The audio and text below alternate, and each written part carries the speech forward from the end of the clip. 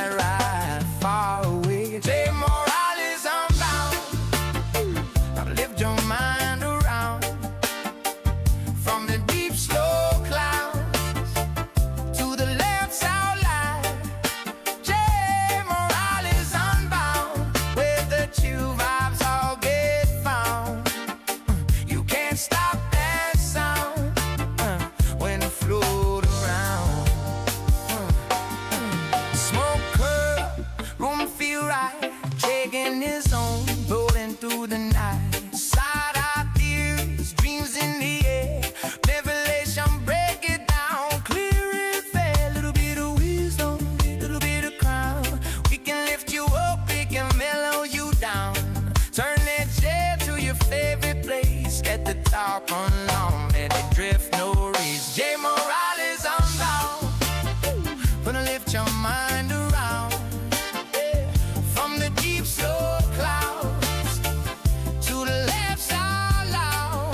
Jey Morales, unbound, where the true vibes all get found.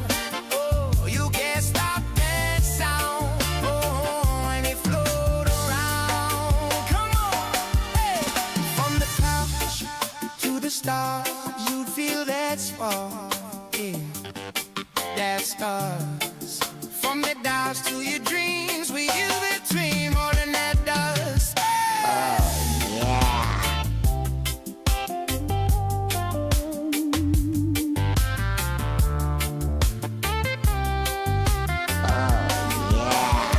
Jey Morales, unbound.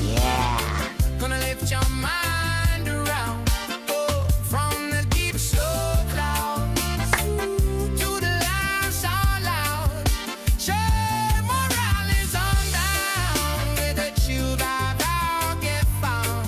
Oh, you can't stop that sound. Oh, and it float around.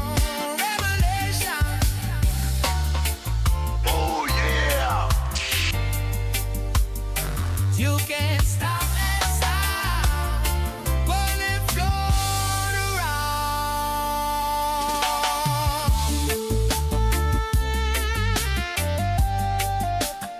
Oh yeah.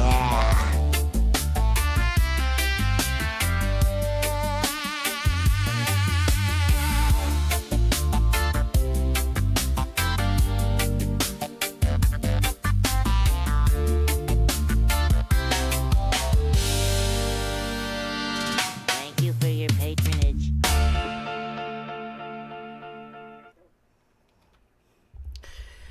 Hello, everybody, and welcome back to Unbound.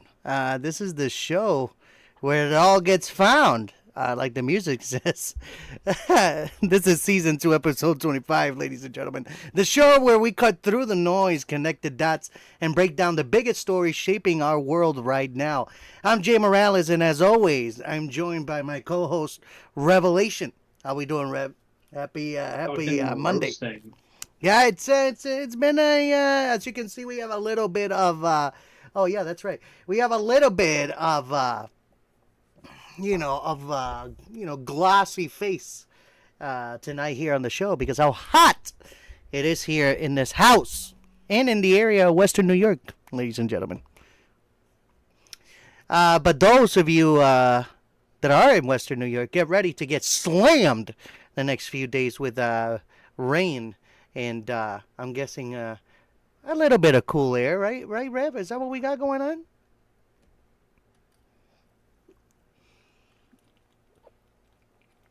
One would hope this rain would be a welcome change from,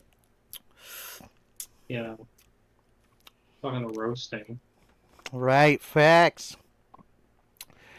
Ladies and gentlemen, we're going to dive right in, and we got a big one tonight. Tonight we got another intense episode packed with major global developments, shocking scandals, tragic incidents, and high-stakes diplomacy, as always. From the ongoing war in the Middle East to dramatic summits, deadly attacks, and wild stories making headlines across the country. We start with the Iran Daily Chronicle from May 12th through May 18th. 2026, as the fragile ceasefire continues to hold by a thread amid fresh tensions in the Strait of Hormuz, stalled negotiations, and updates on the suspended Project Freedom. We also break down President's concluded high-stakes summit in China, the shocking cruise ship child pornography investigation that led to 27 deportations, including multiple Disney crew members, and the federal charges filed against operators of the ship involved in the Baltimore bridge collapse. Oh. Plus, the tragic suicide at Denver International Airport last week, where a man was struck and killed on an active runway. The dramatic mid-air collision between two Navy jets at an Idaho air show over the weekend, and the new Ebola outbreak that just triggered a global health emergency. We also cover the deadly shooting at the San Diego Islamic Center today. And we also cover the long-delayed Trump Mobile T1 smartphone that's finally shipping. And the rapid rise and violent fall of controversial live streamer Shud the Builder. From international crises and public health alerts to heartbreaking tragedies, political drama, and online culture clashes, this week's truly had an everything happening all at once kind of deal. And now we're gonna dive right into it. Rev, you ready? Yeah. Hell yeah, dude. All right. Like I said, we're going to start with the Iran Daily Chronicle, as we call it here. The Iran War Daily Chronicle. Again, from the dates of the 12th to the 18th. As the fragile ceasefire in 2026, Iran conflict stretched into its second month. The week of May 12 to the 18th unfolded amid a complex web of diplomatic overtures, maritime brinkmanship in the Strait of Hormuz, and the persistent low-level tensions on the Lebanon front. The broader war triggered by the intense U.S.-Israeli operations Epic Fury in late February that decapitated much of Iran's senior leadership, including Supreme Leader Ali Khamenei, had transitioned into an uneasy stalemate dominated by economic warfare, proxy clashes, and negotiations that appeared perpetually on the verge of breakthrough or collapse. We're going to start on May 12, Project Freedom in limbo and Iranian maritime adaptations. With Project Freedom, a U.S.-led initiative to escort commercial shipping through the Strait of Hormuz remaining suspended since its brief launch and pause in early May, Iranian forces continued to assert influence over key shipping lanes, launched around May 4th as a defensive measure to guide stranded vessels and counter Iranian interference. Countering an Iranian interference. The operation saw U.S. naval acid engage Iranian speedboats, resulting in several Iranian craft being sunk. However, President Donald Trump halted it roughly within 48 hours, citing diplomatic progress and regional requests. As of May 11th and into this week, the project stayed paused, with the U.S. maintaining its naval blockade of Iranian ports that began on April 13 while refraining from active convoy escorts. Iran adapted by tripling rail trades volumes. Let me repeat that. I'm so sorry, ladies and gentlemen. It's really hot. I'm telling you. Iran adapted by tripling rail trades volumes with China and accelerating overland routes via Pakistan and Iraq. These measures provided partial relief for essential imports like food, steel, and petrochemical components, but could not match the scale or efficiency of pre-crisis sea traffic. Iranian officials, including Foreign Minister Abbas Araghchi, publicly criticized the ongoing U.S. blockade as the primary source of suffering in the strait, while unveiling elements of a new toll and control regime framed as maritime safety and insurance services. This effectively imposed fees or loyalty requirements on vessels, offering incentives such as fuel and repairs to ships from cooperative nations. On May 13th, U.S. Vice President J.D. Vance noted incremental progress in direct talks, highlighting discussions mediated through Pakistan and Oman. Iranian negotiations continue to demand the full lifting of the U.S. blockade and formal guarantees against future strikes as preconditions for deeper concessions. Arachi, speaking in regional forums, emphasized a lack of trust due to mixed signals from Washington, but reiterated Iran's openness to fair deals that would reopen the strait in exchange or ending the blockade and formally concluding the war, while deferring nuclear and missile issues. Maritime incidents remain sporadic, with reports U.S. forces redirecting additional commercial vessels and isolated Iranian interceptions. Global energy markets stayed volatile, though prices showed slight stabilization amid hopes for a diplomatic window. In Lebanon, the extended ceasefire held tenuously, with both Israel and Hezbollah trading accusations over minor violations involving drones and artillery in border areas. On May 14th, Iranian forces ceased or fired upon additional foreign flag vessels in the strait, prompting sharp condemnation from Gulf states and shipping industry groups. The dual blockade, U.S. restrictions on Iranian ports, and Iranian assertions over transit routes continue to disrupt roughly a fifth of global oil and LNG flows. Analysts assess that Iran faced mounting internal pressures, including inflation, unpaid wages, and challenges in maintaining food security. Through the regime appeared resilient in the short term through alternative trade corridors and domestic rationing. Inside Iran, hardline IRGC elements reportedly maintain significant sway, tempering more pragmatic voices open to flexibility. U.S. officials express ongoing skepticism about Tehran's willingness to address core concerns like its nuclear program and support for regional proxies. On May 15, Foreign Minister Araghchi engaged in further shuttle diplomacy, including calls and meetings stressing Iran's resistance and the need for international condemnation of U.S. actions. BRICS partners were urged to back Iran's position. Meanwhile, the UAE advanced plans to expand export infrastructure at Fujairah to bypass the strait entirely, reflecting broader Gulf efforts to build resilience. Low-level clashes persisted in southern Lebanon, with Israel conducting targeted operations against Hezbollah-linked infrastructure. Casualty totals from the entire conflict since February remain in the thousands, with millions displaced across Iran, Lebanon, and neighboring areas. I think the total, real quick before we continue, the total on that, I think so far is over between 3,000 and 5,000 people. Plus, that's not a just a solid number. Plus, for those who haven't been accounted for yet, a lot of people have died over in Hezbollah.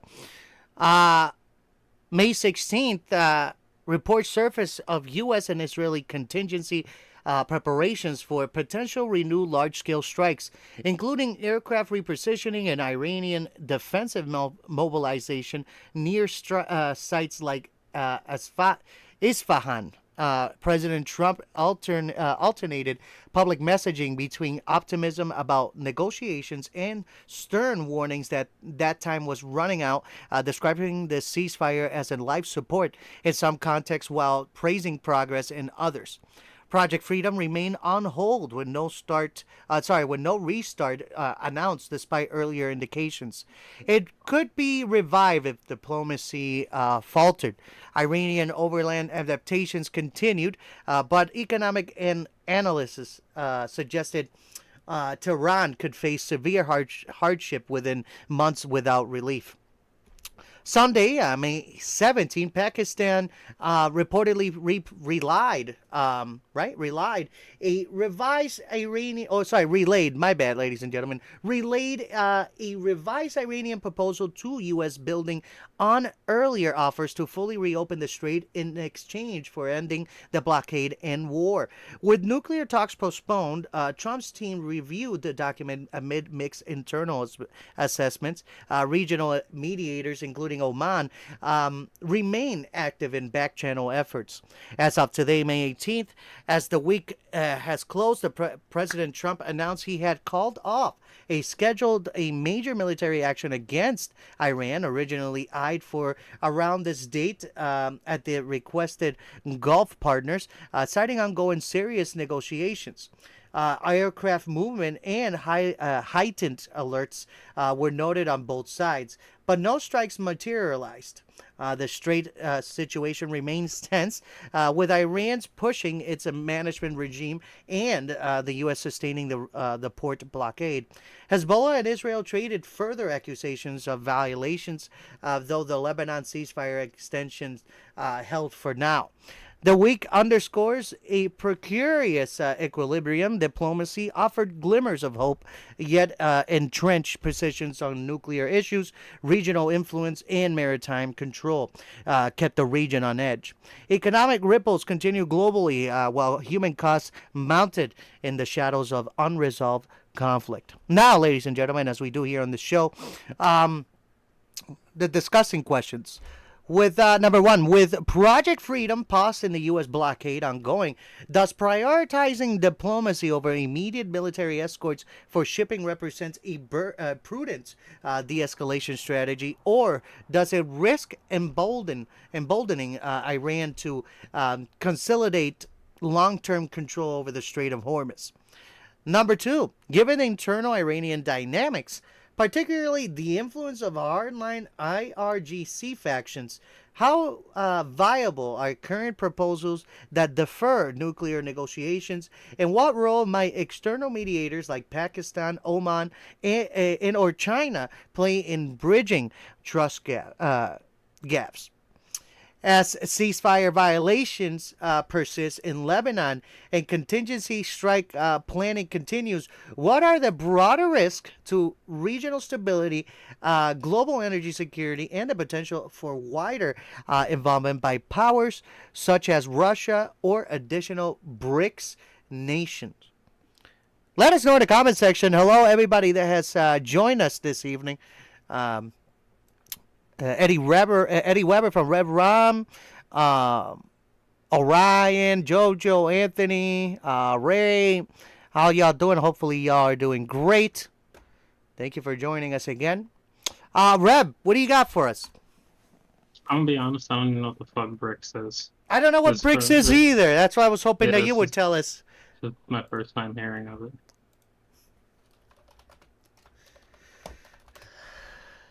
Let's see what BRICS is. Okay, so BRICS is an intergovernmental organization and economic bloc composed of major emerging economies. Current BRICS members as of 2026 are Brazil, Russia, India, China, South Africa, plus extended members joined in 2024 between 2024 and 2025, which would be Egypt, Ethiopia, Iran, Saudi Arabia, and the United Arab Emirates, so which is UAE. Originally founded in 2009 as BRIC without South Africa. It was renamed BRICS in 2010 when South Africa joined. It represents a counterweight to Western-dominated institutions like the G7.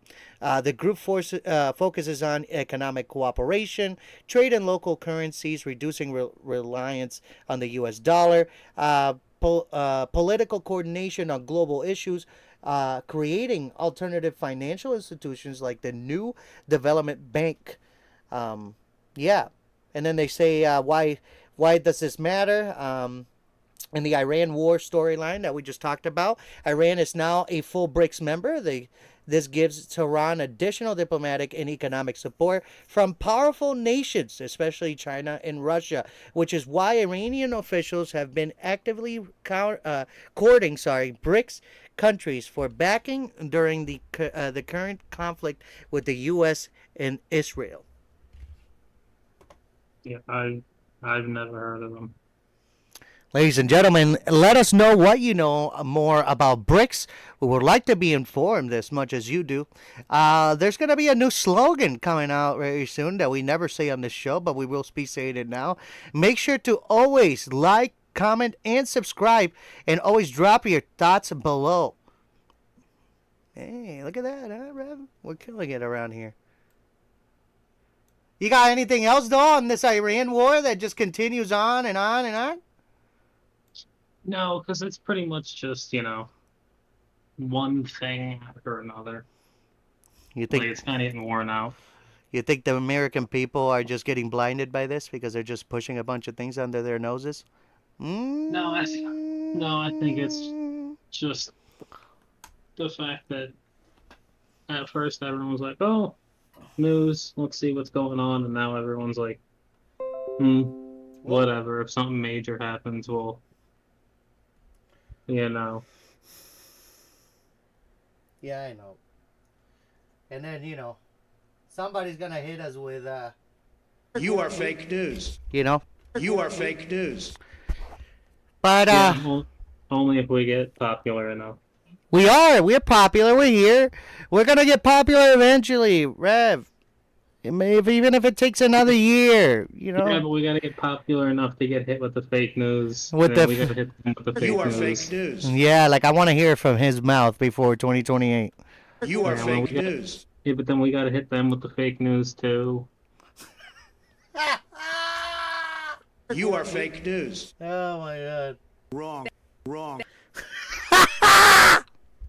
I'm telling you. Anyway, talking about the president. You are fake news.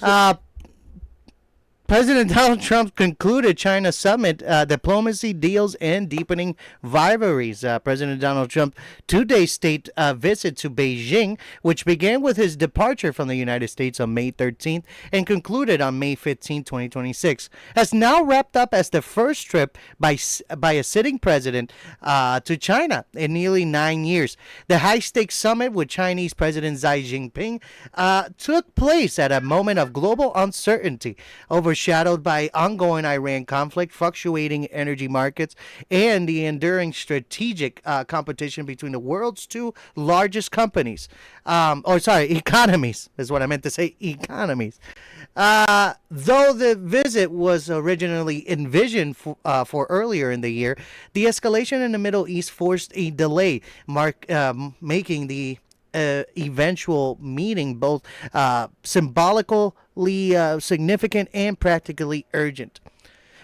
Trump arrived in Beijing leading a large and influential delegation that included key administration officials and cohort of prominent American CEOs representing agriculture, technology, aviation, manufacturing, energy, and finance.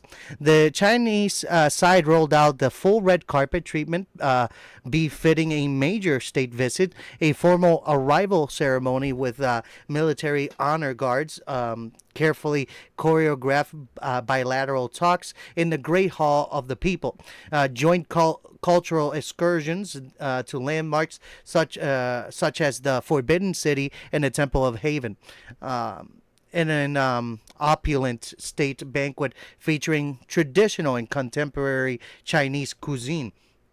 Both leaders made a point of emphasizing personal chemistry. Trump described the session as very productive and tremendous, while Xi Jinping characterized the meeting as a new starting point for stabilizing and managing the complex bilateral relationship.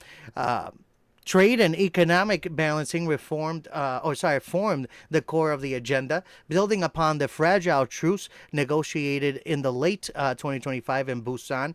Trump pushed hard for tangible concessions on long-standing American grievances, including market access barriers, intellectual property protections, and fair treatment for U.S. companies. The most concrete outcome included China's commitment to purchase up to 17 billion worth of American agriculture products annually through 2028, a major boost for U.S. farmers, and expressed strong interest in acquiring as many as 200 Boeing aircraft. Additional understandings were reached aimed at stabilizing supplies of rare earth, minerals, and other critical materials, with China agreeing to avoid sudden export restrictions in return for a more measured approach to U.S. tariffs on Chinese goods. Both sides also announced the creation of new bilateral working groups, including a proposed high-level board of trade mechanism designed to address and defuse economic disputes more systematically before they escalate into a full-blown confrontation. Despite these announcements, analysts noted that progress on deeper structural problems remained limited. Discussions around Chinese industrial subsidies, forced technology transfers, overcapacity in sectors like electric vehicles, solar panels, and steel, and broader market access reforms yielded few transformative breakthroughs. Trump returned to Washington, highlighting the immediate wins for American exporters and workers, framing the trip as another example of successful deal making. However, many observers described the summit as delivering tactical agreements and short-term stability rather than a comprehensive strategic reset of the relationship. The shadow of the Iran war loomed heavily over Beijing meetings. President Trump actively sought Chinese cooperation in pressing Iran to fully reopen the Strait of Hormuz. Why are we talking about that again? Oh, it's because Xi Jinping is getting involved now. I see. Chinese cooperation in pressing Iran to fully reopen the Strait of Hormuz, de-escalate maritime tensions, and move towards a sustainable ceasefire. As one of Iran's largest remaining oil customers, China expressed a general interest in regional stability and uninterrupted energy flows, but stopped short of pledging direct pressure on Tehran. The two sides also touched on another global flashpoints, including North Korea's nuclear and missile programs, the need for better artificial intelligence governance, and strengthening military-to-military communication channels to reduce the risk of accidental clashes. Taiwan, as always, proved to be the most sensitive topic. Xi Jinping firmly restated Beijing's position that it remains a core interest, while the U.S. delegation maintained that no concessions have been made regarding America's defense commitment to the island. Reactions to the concluded summit have been predictably mixed. Supporters in the United States praised the agricultural purchases and aviation deals as tangible benefits that deliver jobs and economic relief back home. Critics, particularly from the foreign policy establishment and national security hawks, argued that the visit produced insufficient leverage on core strategic concerns and that some of the ceremonial optics appeared to favor China's preferred narrative of equality and mutual respect. Economically, the meetings provided a temporarily calming effect on markets jittery from Middle East disruptions, but they left unresolved many of the fundamental asymmetries that have defined U.S.-China tensions for more than a decade. With the summit now concluded, the visit fits into a recognizable pattern of managed competition, periodic high-level engagement that prevents outright crisis, while both nations continue strengthening their position in technology, supply chains, military capabilities, and regional influence. Trump extended an invitation for President Xi Jinping to visit the White House in September, ensuring the dialogue channel remains open. As the dust settles on this Beijing trip, the world will be watching whether these tactical deals and personal rapport can translate into meaningful progress on most pressing global issues, or whether deeper rivalries will once again dominate the relationship in the months ahead. Now, ending discussing questions,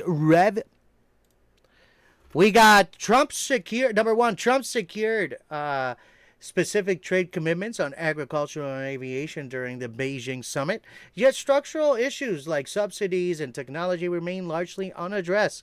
How effective is this incremental transactional approach in narrowing the long-term economic and strategic gaps with China? Giving China, and number two, giving China significant economic ties to Iran, how realistic is it for the U.S. to expect meaningful Chinese cooperation in resolving the Strait of Hormuz crisis? And what leverage or incentives might Washington realistically offer? And number three, looking beyond the immediate deal, what are the potential risks and benefits for global stability if U.S.-China relations settle into a prolonged pattern of high-level summits and managed competition rather than outright confrontation or genuine partnership? What we got? I don't really know much about the whole, like, China, U.S., like, trade history, other than, like, the one time they did it back in, like, the 70s. Other than that, I know, obviously, Taiwan's been a big, like, driving factor, which they've always been like, yeah, we want it, it's ours, and everyone else is kind of like, no. And until that whole situation gets worked out, it's just going to be a couple small things here and there. Right. It's not really going to be a big permanent, like, trade friendship or anything. Okay. Well, it's hot, boys. It's hot out here. Ladies and gentlemen, we're going to move to our next topic here. Cruise ship child pornography investigation. 27 workers deported after San Diego port operation. In early May 2026, U.S. Customs and Border Protection, CBP, revealed a significant enforcement action at the port of San Diego that resulted in the identification and deportation of 27 cruise ship crew members found to have been involved with child sexual exploitation material, this CSEM. Commonly referred to as child pornography, child pornography. The operation, which took place April 23rd through April 27th, April 26th, has drawn widespread attention due to the involvement of workers from family-oriented cruise lines, including Disney Cruise Line. The investigation was part of the CBP's ongoing efforts to combat child sexual exploitation material. Officers boarded 8 different cruise ships docked in San Diego as part of this probe. They interviewed 28 suspects, crew members, ultimately determining that 27 of them, and overwhelming 96% of those questions were involved in the receipt, possession, transportation, distribution, or viewing of CSEM. Their visas were immediately canceled, and all 27 individuals were deported to their home countries. Nationalities of the crew members included 26 from the Philippines. I told you. You know who I'm talking to. I told you, Philippines. one Portugal, and one from Indonesia. CBP has not publicly released the names of the individuals involved, citing standard investigative protocols. Reports indicate that at least 10 of the affected crew members were employed by Disney Cruise Line, specifically linked to the Disney Magic and references to Disney Wonder in some coverage. Passengers on one of the Disney vessels reportedly witnessed crew members being detained and escorted off the ship, some still in uniform. The operation also affected crew from other major lines, including Holland America, though the exact numbers per line beyond Disney has not been fully detailed by authorities. This was not described as a coordinated criminal ring or organized network. Instead, officials characterized the cases as individual instances of involvement with CSEM, many of which appeared to have stemmed from tips provided by National Center for Missing and Exploited Children. These tips likely involved digital evidence such as downloads, sharing, or possessions detected through online monitoring systems. The cruise line responses so far: Disney Cruise Line issued a clear statement emphasizing its zero tolerance policy. A spokesperson told multiple outlets, including CBS News and NBC, that the company has zero tolerance policy for this type of behavior and fully cooperated with law enforcement. Anyone found involved is no longer employed by the company. Other affected cruises lines, such as Holland America, also indicated cooperation with authorities, though public statements were less prominent in initial coverage. Some background and context here. Cruise ships have faced prior isolated incidents involving crew members and child exploitation material. For example, in 2023 and 2024, multiple Disney crew members on ships like the Disney Dream were arrested on similar charges involving possession of CSEM. These earlier cases often involved Homeland Security investigations acting on NCMEC tips in boarding vessels at ports like Port Everglades in Florida. The April 2026 San Diego operation stands out due to its scale, targeting multiple ships in short window and the exceptionally high hit rate among those interviewed. It highlights vulnerabilities in the cruise industry crew vetting process, especially for international hires who make up a large portion of staffing on vessels operating out of U.S. ports. Crew members often come from countries with varying levels of digital infrastructure and law enforcement capacity regarding online CSCM. As of today, though, all 27 identified crew members have been deported. They have been no public reports of U.S. criminal charges filed against them domestically, likely because the primary enforcement action was immigration-based visa revocation and removal rather than full criminal prosecution within the United States. Further investigation into any distribution networks or additional victims may continue through interagency. Like it's getting in like interagency is what they're talking about, like efforts involving the CBP, HSI, FBI, and international partners as well, who are going to be still investigating the situation. No new arrests or expansions of the operation have been announced in the days since. CBP's statement earlier this month, public discussion has included some online exaggeration with unfounded claims of a larger ring, human trafficking connections, or broader industry-wide scandals.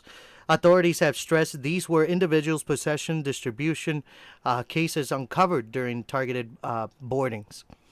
The incident has prompted renewed calls for stricter background checks, digital device screening for crew, and enhanced international cooperation on CSCM enforcement.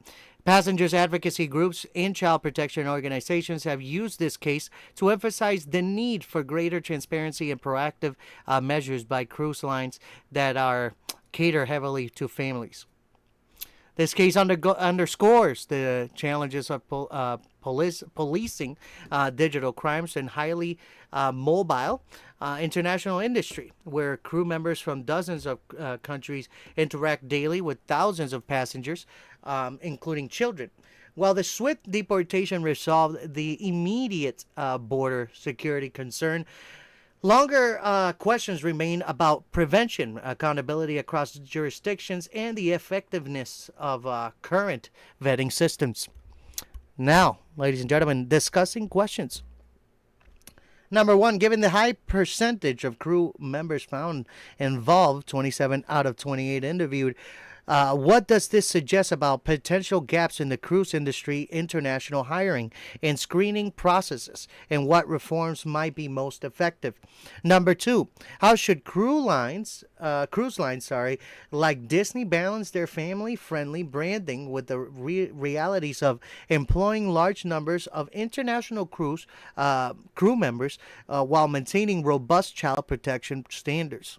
And number three, with similar incidents occurring in prior years, what broader implication does this case have for passenger safety, industry regulation, and international law enforcement cooperation on child sexual exploitation material?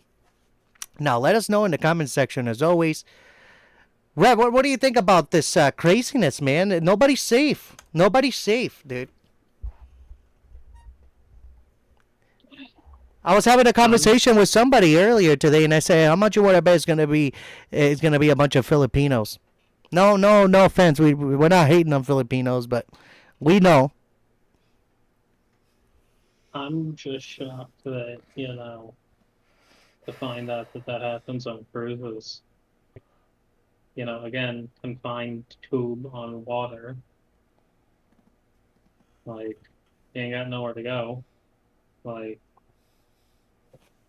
to think that Right. you're thinking, oh, hey, like, these people are here to help me and take care of me, and now, come to think of it, you're on a tube on water with them.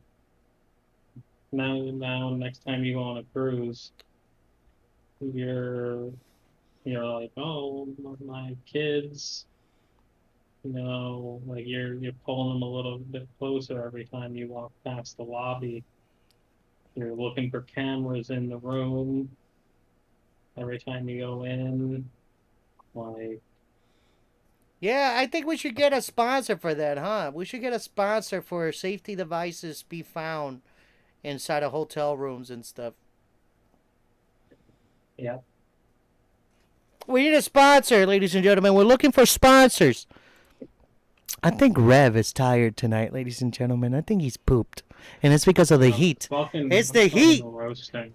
It's the heat, ladies and gentlemen. It's the heat. Make sure to send us a super chat so he can get himself some water. Dude, I ain't even sweating. My whole entire body is dried up. Stop it.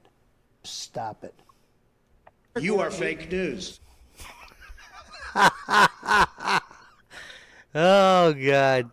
Anyway, ladies and gentlemen, we're moving on to ship operator charged with misconduct and obstruction in the Baltimore Bridge collapsing. More than 2 years after the catastrophic collapse of Baltimore Francis Scott Key Bridge, federal prosecutors have brought criminal charges against the operators of the container ship MV Dali, marking the first significant criminal accountability in one of the most devastating maritime disasters in recent U.S. history.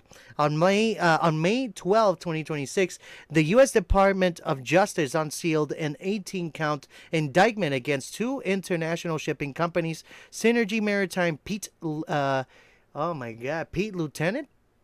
Singapore and Synergy Maritime Pete Lieutenant Chennai, India. Hopefully I'm saying that right. LTD. Wouldn't that be Lieutenant? Hopefully I'm saying that right. Along with the ship's technical superintendent, my God, what a name.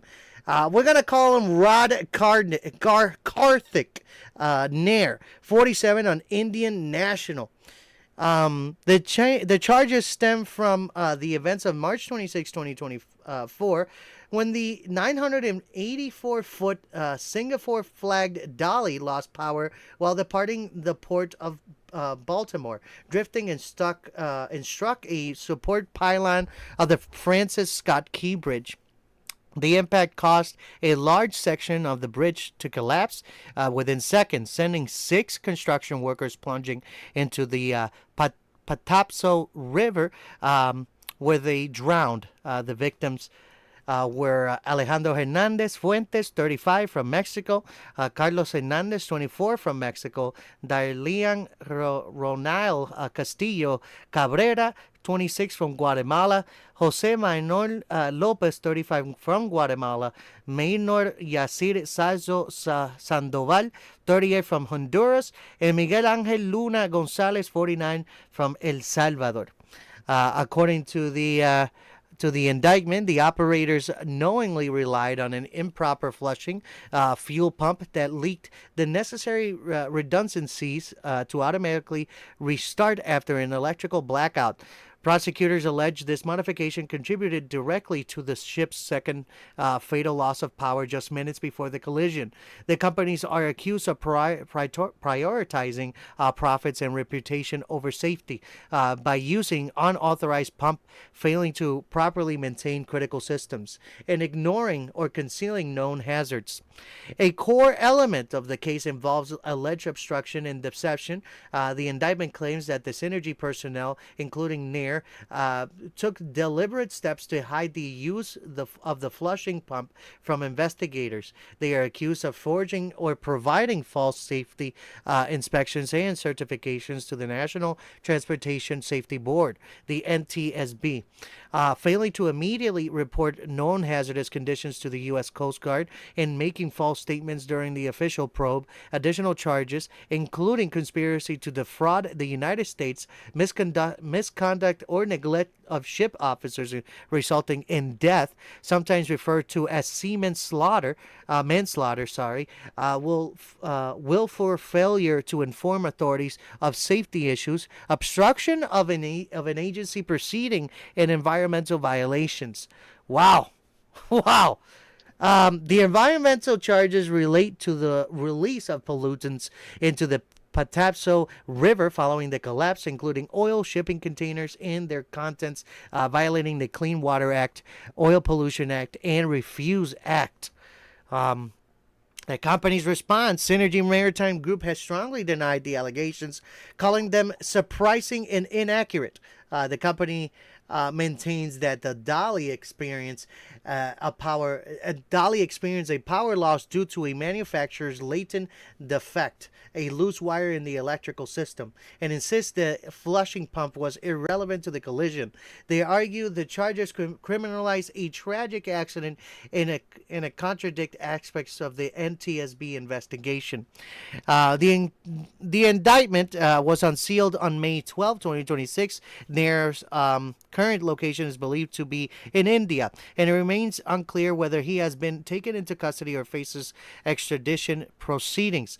The corporate defendant, being foreign entities, face potential substantial fines and probation if convicted, while Nair could face decades in federal prison. Separately, Maryland reached a final 2.25 billion civil settlement with the ship's owner, Grace Ocean Private Limited, and operator Synergy, shortly before the charges were announced, resolving the state's claims for bridge replacement. Economic losses and environmental damage. This settlement does not resolve claims against the shipbuilder, Hyundai Heavy Industries. The case highlights long-standing concerns about safety standards on foreign-flagged vessels operating in U.S. waters, crew training, maintenance practices, and the challenges of holding international companies accountable. Federal officials, including Acting Attorney General Todd Blanche, have described the collapse as a preventable tragedy of enormous consequence. sending a strong message that foreign operators cannot float U.S. safety and environmental laws. As the criminal proceedings move forward, the case will likely draw intense scrutiny over issues of corporate responsibility, regulatory oversight of the maritime industry, and the human cost of the infrastructure failures. The Francis Scott Key Bridge collapse not only claims 6 lives, but also disrupted a major U.S. port for months, caused billions in economic damage, and exposed vulnerabilities in critical supply chain infrastructure. Now, ending discussing questions. The changes, number one, the changes allege that cost cutting in concealment of safety issues by the ship operators contributed to the disaster. To what extent should corporate decisions made for profit be treated as criminal negligence when they result in loss of life? Number two, with foreign flagged vessels and international crews frequently operating in the U.S. ports, how can regulators better ensure compliance with safety standards while avoiding disruptions to global trade? Number three, the criminal charges come alongside a major civil settlement. What balance should be struck between financial compensation for victims and communities versus holding individual and companies criminally accountable for maritime disasters? Rev, what do you got for us? Let me look something up real fast. Okay, well, while Revelation looks that up, ladies and gentlemen, this portion of the show is always brought to you by the Kayville Hotel and Tavern, located down in Kleinfeltersville, Pennsylvania. They're open from Wednesday to Sunday, 4 to 9 Wednesday and Thursday, 4 to 10 Friday, 12 to 10 Saturday, and 12 to 8 Sunday. Their address is 2647 Heidelberg Avenue in Kleinfeltersville, Pennsylvania. 17039 is the zip code. And the phone number for any questions or reservation is 717-949-8413. When you go visit the Kayville, say hello to Seth and Jamie and let them know that Jey sent you. Jey Morales sent you. Hell yeah. We also have Atlas Epoxy Floors, ladies and gentlemen. They're located down in Milford, Connecticut, but they can travel anywhere around the country. Just hit them up at 203-496-6386, or you can email Brad Kelly at brad.kelly@atlasepoxyfloors.com. Bradford Kelly is CEO of Atlas Epoxy Floors, ladies and gentlemen, CEO and owner. He does garages, basement patios, lobbies, countertops, you name it. You name it, ladies and gentlemen, and he can travel anywhere in the country. Just hit him up at 203-496-6386, or again, you can email him at brad.kelly@atlasepoxyfloors.com. You can also visit his website at www.atlasepoxyfloors.com for any more questions and concerns. And then we got the one and only Velocity Modern Classics, located down in 15 Quintet Road, Cantonment, Florida, 32533. VelocityRestorations.com for any more questions or concerns. You can check out their website to find out on everything that they do and what they work on. You can also contact them at 850-466-1810. They're open from Monday to Friday, 8 a.m. to 6 p.m. If you want to speak to Eddie Weber from the Red Run Racing Company and the Eddie and Stephanie Foundation, you can reach them over at Velocity, 850-466-1810. And the last thing is that I'm on a show, ladies and gentlemen. Yeah, I'm on a show. Not on a boat, but I'm on a show with this asshole right here.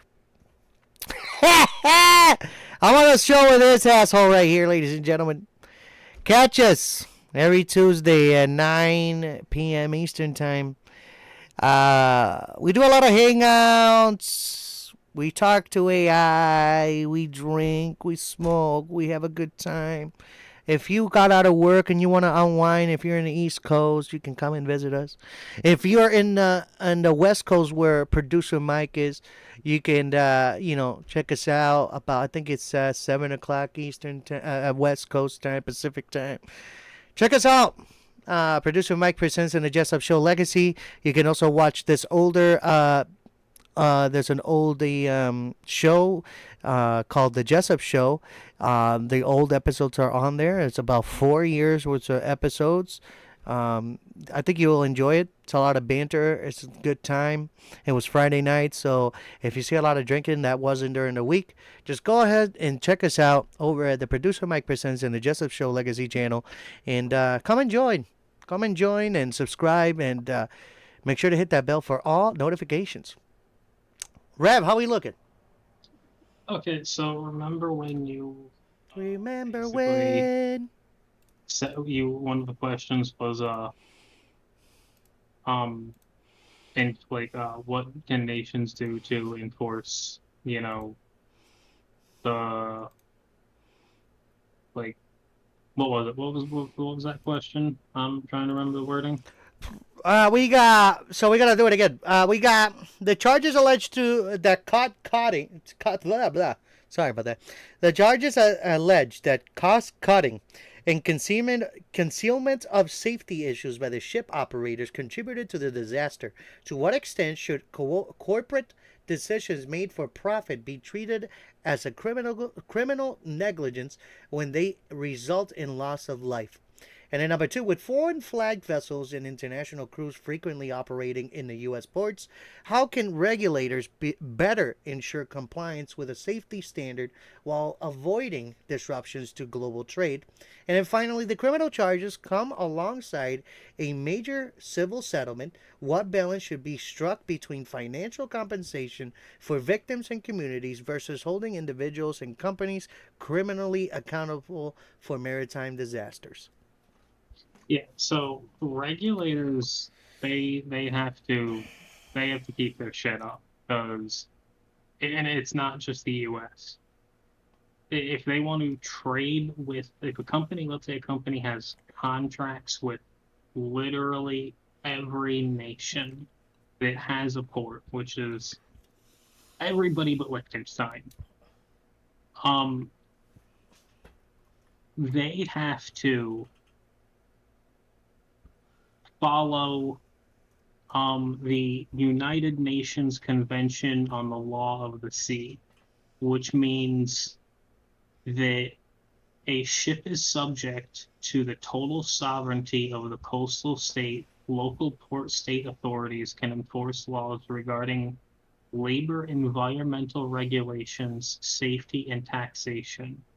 In territorial waters, usually extending 12 nautical miles from the coast, a foreign ship is guaranteed the right of innocent passage. However, while passing through, the vessel must still obey the coastal nation's regulations. Each nation obviously has different regulations. And beyond those 24 nautical miles, it falls almost exclusively under the origin of wherever they came from, or the flag state, 24 nautical miles being international waters. So once you enter those 12 miles, that ship should have started to have been like, okay, run through a checklist. What the fuck is wrong? What is right? So at that point in time, when they found out something was wrong, they knew they were fucked when they were like, okay, well, we're gonna lie to the Coast Guard and whoever is inspecting us at this point in time. So they knew at this point. So the company is at fault as well because they were the ones who also probably didn't have a person inspecting the ship. So yeah, mayday, mayday. Like,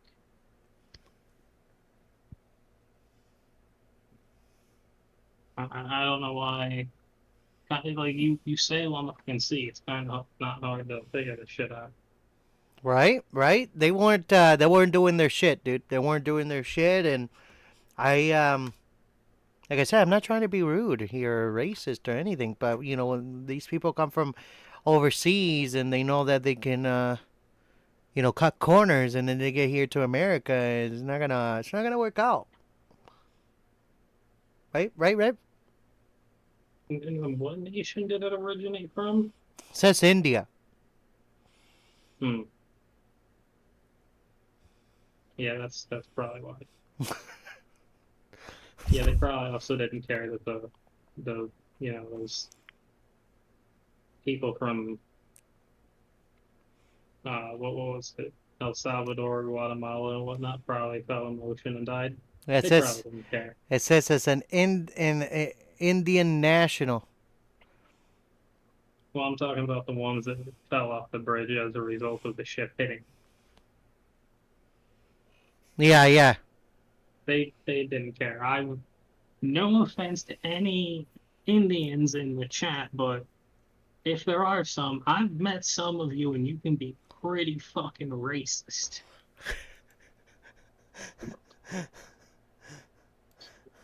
That's a fact. Oh, God. Ladies and gentlemen, drop your thoughts in the comments. Again, make sure to like, subscribe, hit the bell, and always leave your thoughts down there. Wow, we're gonna be touching back on the man that was fatally struck at the Denver airport runway. Was considered a suicide, ladies and gentlemen, on the evening of May 8th, 2026. No, I'm stop you right there. No. I know what you're gonna say in the article because it's been going all throughout the fucking paper. They said it was a fucking suicide because his family or something left him and he was all depressed. No, motherfucker. You don't decide to run onto a goddamn active runway because of your family leaving you. That's not what you do. You don't go, yes, my family has left me. Normally what you do is don't get me wrong. I've been depressed before. But not to that extent. But I know people who have. They either attempt to slit their throat, think about jumping off, stuff like, bridges, buildings. They either think about shooting themselves, but never once have I heard somebody in that state of mind go, what's a really great idea since I am completely depressed and want to end myself? Driving all the way to the local international airport, hopping a fence, running all the way, walking all the way to where I can hear that there is active planes on the runway, standing there, seeing an active plane getting ready to land, and hoping that I get sucked up into a fucking engine. That's Hate where me all you want, but that's where we go in and say these words. If you or someone you know is struggling with stress, anxiety, or feeling overwhelmed, support is available. In the United States, you can call or text 988 to reach the Suicide and Crisis Lifeline. Trained counselors are available 24/7. And that wasn't a joke. I'm serious, ladies and gentlemen. I've never heard anyone say that before. Oh, the most serious, honest thing I've ever heard is somebody driving their car off of a cliff while it was loaded with gasoline so that it would explode. It's the weirdest shit I've heard, not insert scenario that I just spoke about. Man, I feel like we don't even need to talk about it. We already talked about the article right then and there, ladies and gentlemen. Ladies and gentlemen, do not do these things. We are a week late. We're touching what we do here on the show, ladies and gentlemen. If we miss Friday, we try to touch everything from the last Monday to now. So yes, we are touching an article that happened last week in the update. But and I did see a video where it did explain pretty much everything. Yeah, there's a video of it, guy ladies and did. gentlemen. Yeah, look it up. There is video footage of the guy's, and impending doom ending that he had there. That's the only reason why I found out, like, from the whole entire, like, him being this, and I'm like, no, that's... According here, his name was Michael Mott. He was 41 years old. Was fatally struck and killed by a departing Frontier airline jet on the active runway, and what initially appeared to authorities as a possible security breach or incident was later ruled as a deliberate act of suicide by the Denver Medical Examiner Office. So they must have had communication with his family then. The examiner and stuff. I wonder how they even found out that it was, Michael Mott.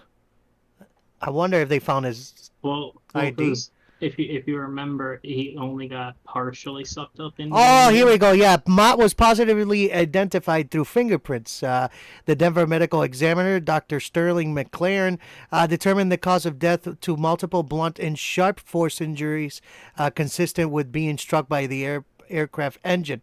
On May 12, 2026, the manner of death was officially ruled as a suicide. Like we said, no suicide note was found at the scene, and law enforcement had not yet located Mott's vehicle or other personal belongings as of the latest updates. That's what they're claiming now. Yeah, But anyway, now they're going to be broader implications on the security. That's what they're saying. They're going to be more security now. More aviation safety, more risk expert safety, and all that stuff. I want to take this moment to talk about something. How the hell does a man breach an airport after we had 9/11? Brother, I don't know. Do you get me what I'm saying here? And that's the thing, because he would have had to have somehow, so he was unseen when he walked down so he was already on the flight line, meaning TSA didn't know about him, so he didn't go there. So obviously, let's say this is the area of, this is the airport. So this would be where you would actually go in, and over here would be where you're going to have to go to wait for the plane, and this is where the planes are. Yeah. He obviously went this way to completely circumnavigate this whole entire area. Yeah. So he can obviously just drove, because it went into like a little maintenance area. So he either knew a maintenance dude or just cut it open or some shit. And if he did that,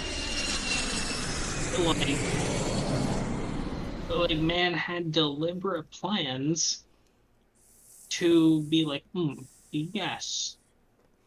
I'm sorry, if you have deliberate plans, it's one thing, like I said, to do some weird, wacky plan, just to go out by yourself. But when you try to commit suicide and there's other people that are involved that shouldn't be involved, cough, cough, a fucking plane, right? I don't give a fuck what happens to you. Call me mean, but have you ever seen what happens when a plane is landing and one of the engines goes out? Especially a plane that only uses 2 engines. Yeah. And then suddenly, oh shit, divert all power to one engine, starts going like this, and then everyone's like, oh no, we're already landing. Right.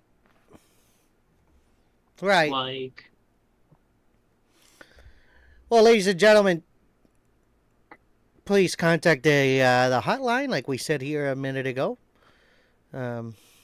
We're gonna mention it one more time after this anyway. If you or someone you know is struggling with stress, anxiety, or feeling overwhelmed, support is available. In the United States, you can call or text 988 to reach the Suicide and Crisis Lifeline. Trained counselors are available 24/7. So make sure that you reach out because it's always a sign of strength, not weakness. That's one of our slogans here, ladies and gentlemen, of this show. Is make sure that you always contact somebody near to you or the 988 hotline number. Now, a dramatic mid-air collision between the two U.S. Navy EA-18G Growler electronic attack jets during a public air show at Mountain Home Air Force Base in Idaho. On Sunday, May 17th, 2026, ended without fatalities thanks to a successful ejection of all four aviators on board. The incident occurred during the Gunfighter Skies Air Show, a multi-day event celebrating America's 250th birthday, and forced the immediate cancellation of the show remaining performances. The collision happened around 12:10 p.m. local time, approximately 2 miles northwest of the base. The two aircraft assigned to Electric Attack Squadron 129, VAQ 129, the Vikings, based at Naval Air Station Whidbey Island, Washington, were performing an aerial demonstration as part of the Growler demo team.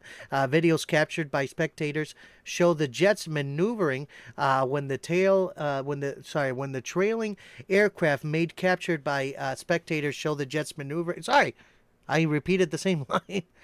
Okay, when the trailing aircraft made contact with the lead jet, the planes appeared to briefly sandwich together before separating, spinning and plunging towards the ground amid smoke and debris. All four crew members, two per aircraft, ejected using their Martin Baker ejection seats and deployed parachutes successfully.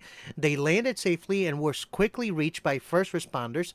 Base officials and Navy spokespersons reported that the aviator were in stable condition with non-life-threatening injuries and were being evaluated by medical personnel. No names of the crew have been publicly released. The crash sparked a brief lockdown at Mountain Home Air Force Base as emergency crews responded to the scene. A wildfire ignited by the burning wreckage in a nearby field caused some traffic delays, but it was contained without further incident. The air show, which featured various military and civilian aircraft demonstrations, was abruptly halted following the collision. The aircraft and squadron details, the EA-18G Growler is a carrier-based electric warfare aircraft derived from the FA-18F Super Hornet.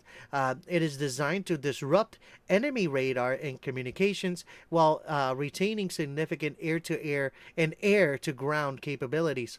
VAQ-129 serves as the Navy premier Growler training squadron, responsible for preparing crews for operational deployments.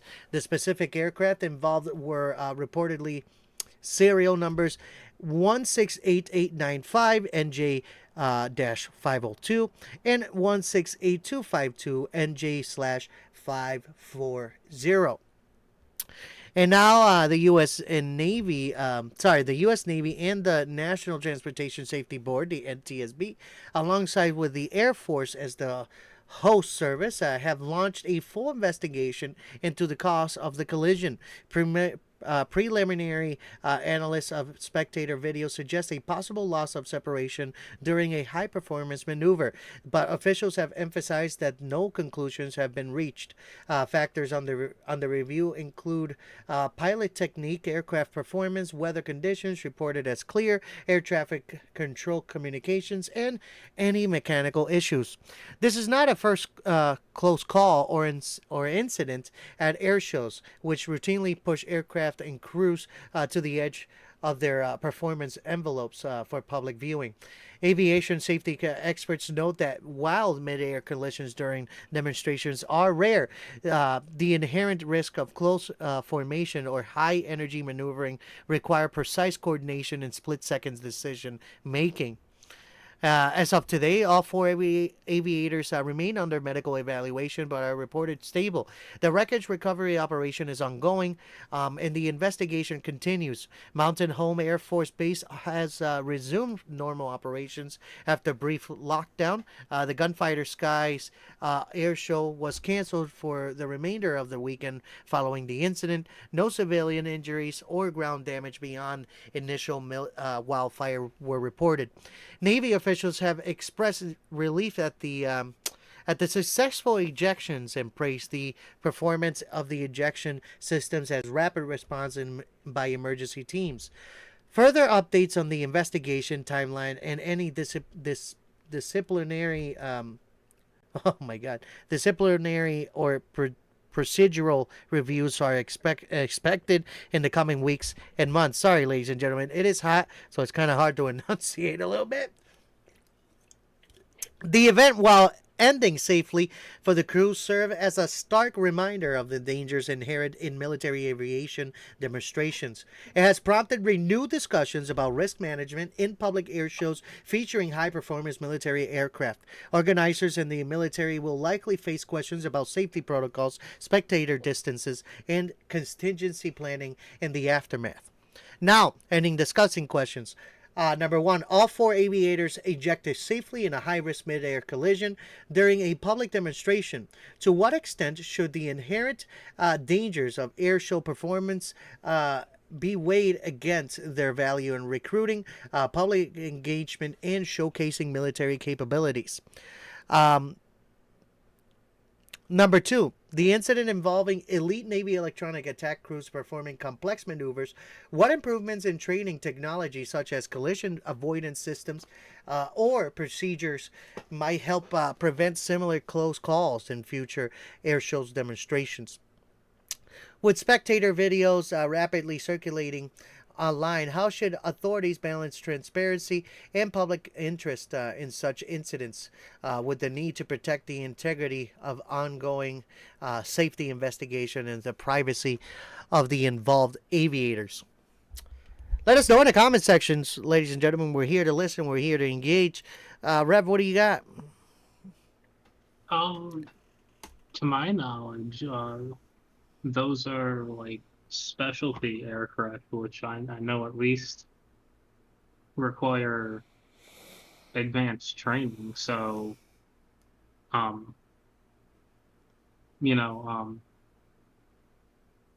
chances are, if it was some sort of pilot error, it was because, they were not like they weren't like I said, they're not your average jet.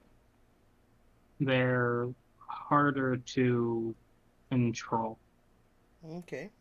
So, and being the fact that they were having to push them, like you said, to the limit for a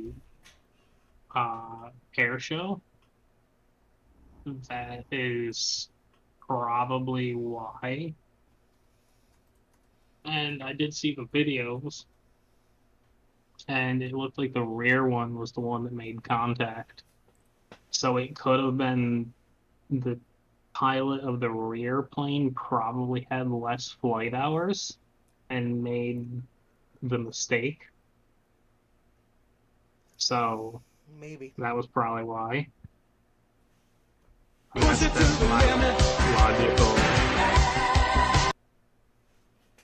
my that's my logical explanation. I mean, I'm probably wrong though. Like the song says, Push it to the limit. they definitely pushed it to the limit. Push it to the limit. That one sounded better. Oh God, we're gonna move now to the Ebola outbreak. You got anything on there that we can just give like just a little bit of a rundown? I have I have no idea. It's the first time hearing of it. Yeah, we got the Ebola outbreak. A significant new Ebola outbreak has emerged in the Oh, the Ebola is back. Ebola's back. Democratic Republic of the Congo, and it spilled Oh, across jeez. the border into Uganda, prompting the World Health Organization to declare a public health emergency of international concerns, which is the FIC, which is PHEIC, on May 17, 2026. This marks the 17th Ebola outbreak in the DRC since 1976. It has raised urgent alarms due. 17th since when? Since 1976. This marks the 17th Ebola outbreak in the Democratic Republic of the Congo since 1976, and it has raised urgent alarms due to its rapid escalation, high numbers of the suspected cases and deaths, cross-border transmission, and challenges posed by conflict and underreporting in the affected regions. Before I continue, what do you got to say? Was this most recent one because they ate something? The outbreak is caused by the Bugio virus, one of the less common Ebola species Bless you. distinct. Thank you. Species distinct from more frequently seen Zaire Ebola virus.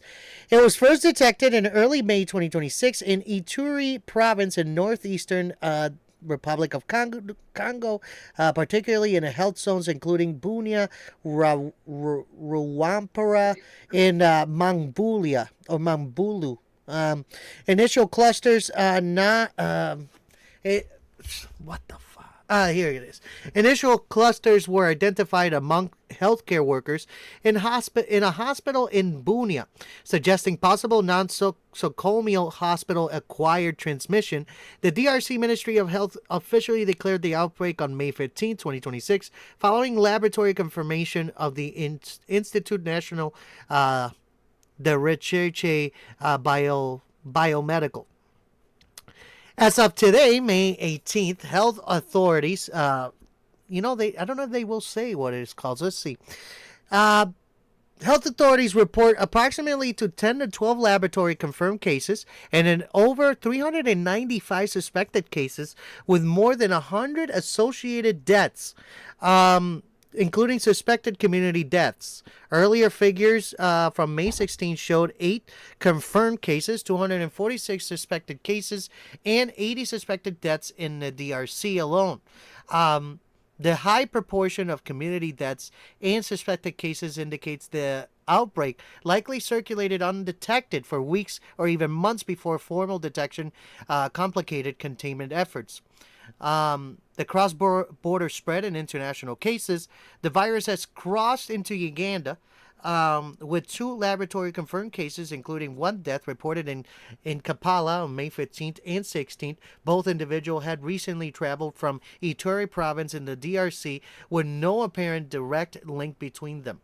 A suspected case in Kinshasa, DRC capital, involving a traveler from Ituri initially tested positive but was later ruled negative on confirmatory testing.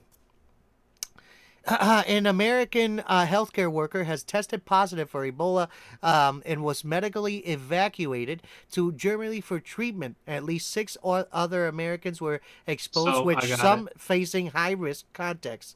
Let me finish this part. The U.S. is actively working to support and relocate personnel. And then we have a response in global measures, but we'll do that right after. Go ahead.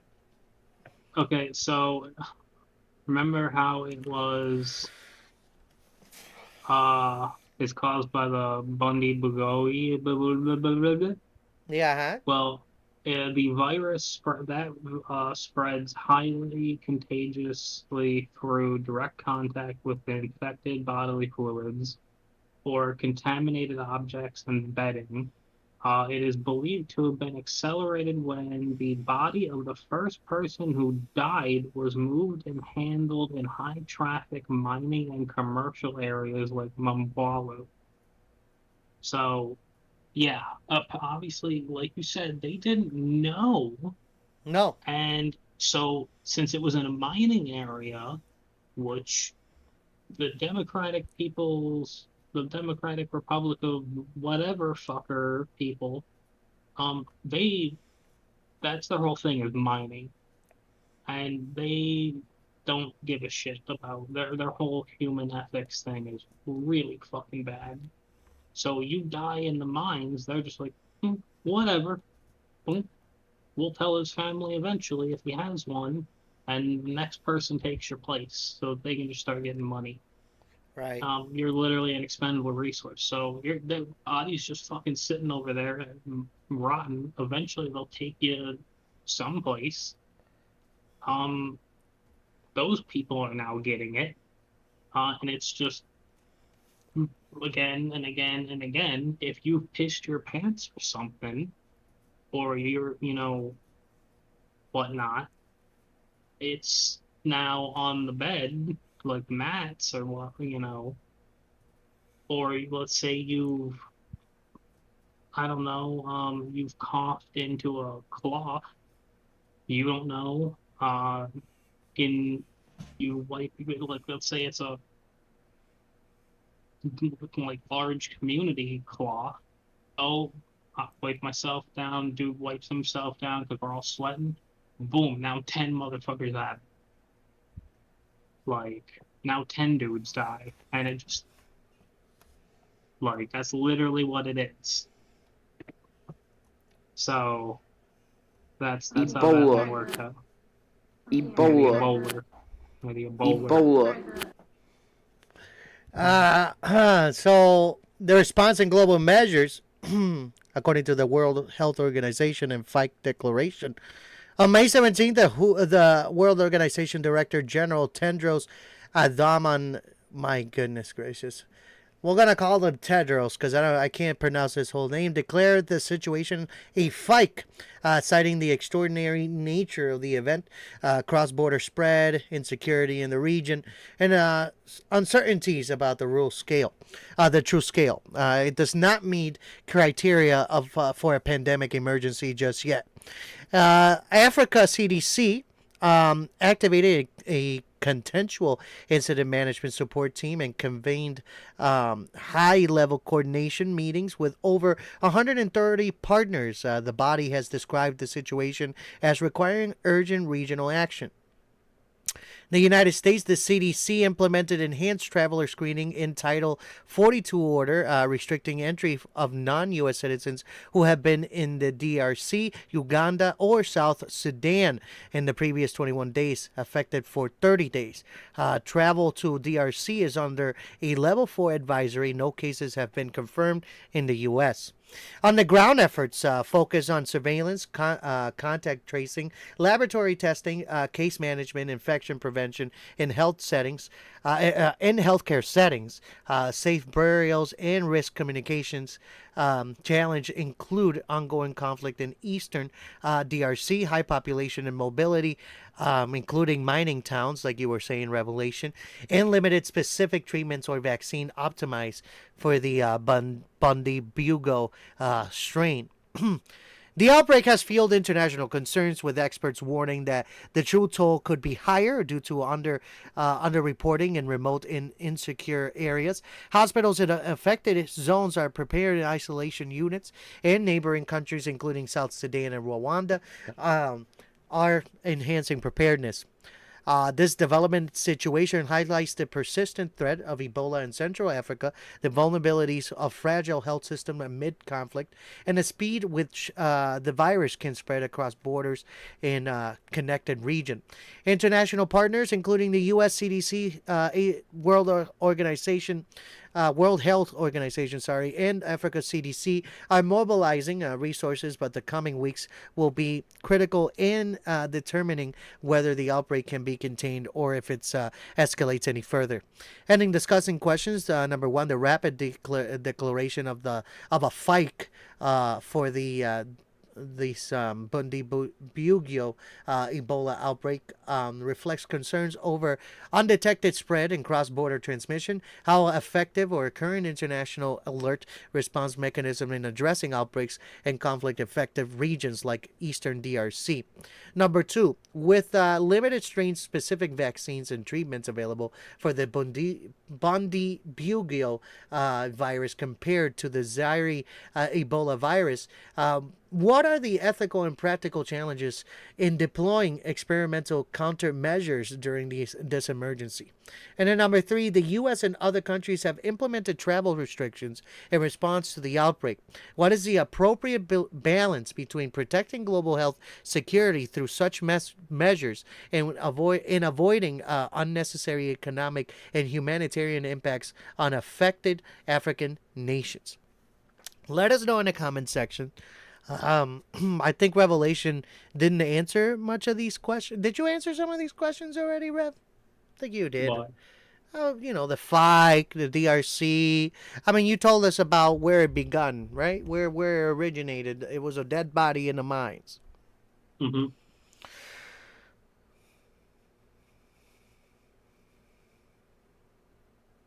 Ladies and gentlemen, just let us know in the comments, in the chat, if you're here with us. More than likely, this might be another pandemic if it gets out of hand even more. So keep your eyes peeled. Ladies and gentlemen, today, there was a San Diego mosque shooting that killed 3 at an Islamic center. 2 teenage suspects dead from self-inflicted wounds. A tragic shooting unfolding on the morning of May 18th at the Islamic Center of San Diego, the largest mosque in the city, located in the Claremont neighborhood on Ekstrom Avenue. 3 men were killed in what authorities are investigating as a possible hate crime. The 2 teenage suspects were later found dead in a vehicle nearby from apparent self-inflicted gunshot wounds. The incident began around 11:43 a.m. Pacific time when reports of an active shooter reached San Diego police. Officers arrived within minutes and discovered 3 adult male victims dead outside the mosque complex, which also houses an Islamic school. One of the victims was a security guard at the center. Authorities credited the guard with playing a pivotal role in stopping the attackers from entering the building and causing significantly more casualties, potentially saving dozens of lives during what could have been a massacre. The two suspects described as a teenage male, aged 17 and 18, fled the scene after the shooting. A short time later, they were found deceased inside a vehicle a few blocks away. Police confirmed they died from self-inflicted gunshot wounds. No officers fired shots during the response. Bomb technicians cleared the vehicle as precaution. Here's what we got as a background and warning signs. One of the suspect's mother had called 911 earlier that morning around 9:42 a.m., reporting that her son was missing, suicidal, and had taken her vehicle along with several firearms. She described him as wearing camouflage clothing. Despite this warning, the attack proceeded at the mosque. Authorities noted that the suspect had expressed general hate speech covering a wide range of topics, though no specific prior threat against the Islamic Center was identified. The Islamic Center of San Diego includes prayer facilities in the Al-Rashid School, which offers Arabic language, Islamic studies, and Quran courses. What's up? Jay, you there? I'm here. Can you see me? You're frozen, homeboy. Oh, like you're good. Oh, okay. All right. Everything is good over here, so you scared me. Where am I here? Can you guys see me? Can you guys see me? Hopefully you guys see me. Give me a moment. I'm trying to find out if we're good. Give me a moment. Let's see. Yeah, we're good. We're good. Okay, yeah. All right, ladies and gentlemen. Sorry about that. Technical difficulties. We can blame it on the docket team. Uh, where were we here? Oh man, Rev, you threw me off. The attack occurred in a residential area about 9 miles north of downtown San Diego. Now, the response and investigation so far, a massive law enforcement response followed, including SWAT teams. The scene was secured by early afternoon with the threat declared neutralized around 1:07 p.m. The FBI is assisting in the investigation, which includes a review of digital evidence, witness statements, and the suspect's backgrounds. No additional suspects are being sought. San Diego Police Chief Scott Wall stated at a press conference that investigators are treating the case as a hate crime until it's not. The motive appears linked to hate rhetoric, though full details on the suspects' identities, possible manifesto, or deeper ideological drivers have not yet been released. Victims and community impact. The 3 victims were adult men, the mosque security guard, and 2 staff members associated with the Islamic school. Their names have not been publicly released pending family notification. Imam Taha Hassani and community leaders expressed profound grief, describing the attack as heartbreaking and calling for unity and protecting of the spaces of worship. California Governor Gavin Newsom and his wife issued a statement expressing horror at the violent attack on a place where families gather. Muslim community organizations across the country condemned the shooting and highlighted rising concerns over anti-Muslim hate incidents.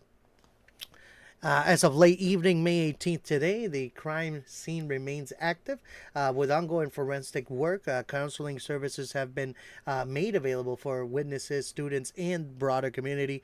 No injuries beyond the fatalities were reported. The investigation continues into suspects' backgrounds, acquisition of weapons, timelines of events, and any potential compliances or online radicalizations factors. This incident marks a devastating act of violence against a prominent religious institute in San Diego. It has sparked renewed national conversations about the hate crimes, mosque security, mental health red flags, and firearm access in cases involving at-risk youth. Community vigils and solidarity events are expected in the coming days. Number 1 on my discussing questions, ladies and gentlemen. The security guard at the Islamic Center is credited with preventing a potential much deadlier attack. What measures can mosques and other places of worship implement to enhance security without creating an atmosphere of fear or alienation? Number 2, one suspect's mother reported concerns about her son's mental health, missing firearms, and suicidal ideation hours before the attack. How can law enforcement and communities better respond to such family warnings to prevent tragedies while respecting civil liberties? And number 3, authorities are investigating this as a possible hate crime amid reports of general hate speech by the suspects. What broader societal factors contribute to rising hate-motivated violence against religious communities? And what effective strategies can address prevention at local and national levels? Let us know in the comment sections, ladies and gentlemen. Rev, you got anything about it? You want to say anything about it? So,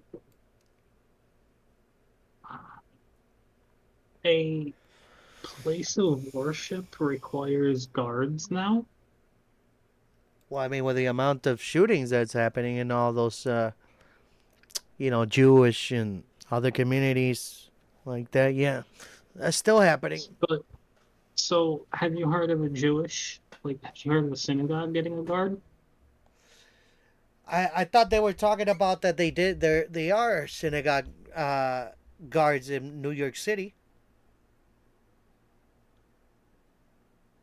Are they? Do they have a compound? That I don't know. You might want to look it up. Well, I mean, okay. Have you heard of them having a compound with like a school and everything in them? No, I don't know. Okay. Well, that's interesting. When one of them gets shot, does it require a whole entire FBI team and SWAT team and everything like that? I'm just curious. I'm not trying to be biased or anything, but have you heard of it before? No, no, I have not. Yeah, kind of weird, huh? Yeah, I get what you're saying now, yeah. Like, and it's, but I want to know, after all the investigating that has been done in that, they found the two dudes who shot those three people. Wouldn't it, would, like, why the hell have they not released? They know it's two men. They know that they used weapons of some sort, obviously. Like, you know, that fire bullets, not swords or bows. And one of them was wearing camouflage, and they got into color and killed themselves because that's where they found them. But they haven't released their skin color or their ages and their names. That's usually what they do with criminals first, is they release that identification. The people who got killed, they don't release that info for quite a while, though, for obvious reasons. Why is that? I would like to know that, actually. Was this just a whole thing, like a whole, like, was it planted for that? Or, like, I don't mean to sound like a crackpot tin theorist or anything. Are we wearing our Or, tinfoil in our heads, ladies and gentlemen? Are we wearing our like, tinfoil in our heads? like it's really weird. I'm gonna make a tinfoil hat for the next episode. Like, this has been going on, like you said, for how long? It happened when, and the crime scene is still going on. And they're like, yes, must not release criminals' ID at all. I think it's just another distraction, just like everything else that's happening. That's how I see it, but, that's just me. Congratulations! Here's your tinfoil hat! Damn, I miss that man. I miss that man, too. But, you know what, Rev? I believe that we're going to be talking about this on Friday some more when we have more developments and hear what kind of more excuses they're going to give us on Friday. This will be all we'll have. Yeah. We'll be touching more about this on... It'll disappear faster than a fucking honey bun. That goes back to the other topic that we talked about the 27 people that were found with the child pornography, right? But they all want to, America wants justice, and guess what they did? We talked about it. They just they just deported them back to their country, and that's it. I don't even think they're gonna have I bet they signed an agreement. Oh, blah blah blah. Here it is, and go back to your country, and nothing's gonna happen to you. You know what I mean? Yeah, this one's gonna disappear faster than a honey bun at a fucking big back convention. I agree. All right, ladies and gentlemen, after more than 9 months of delays, Trump Mobile has finally begun shipping its long-promised T1 smartphone, a gold-finished device that was originally marketed as a proudly American-made alternative to mainstream smartphones. Review units reached media outlets this week, offering the first hands-on at a product that has faced intense scrutiny over its production origins, repeated postponements, and patriotic branding. Trump Mobile, a wireless service venture tied to the Trump family, announced the T1 phone in mid-2025 alongside its cellular service plans. The device was initially promoted as designed and built in the United States with a $499 price tag in a flashy gold aesthetic featuring a large American flag on the back. Pre-orders required a $100 deposit, and the company originally targeted in August. They targeted in August 2025 launch. That date slipped multiple times, first to late 2025, then into 2026, due to what executives described as production challenges, redesigns, and supply chain issues. Here are some of the key designs and branding features. The T1 arrives in a distinctive gold finish and prominently displays a stylized American flag on the rear panel. However, the flag has drawn mockery for an apparent error.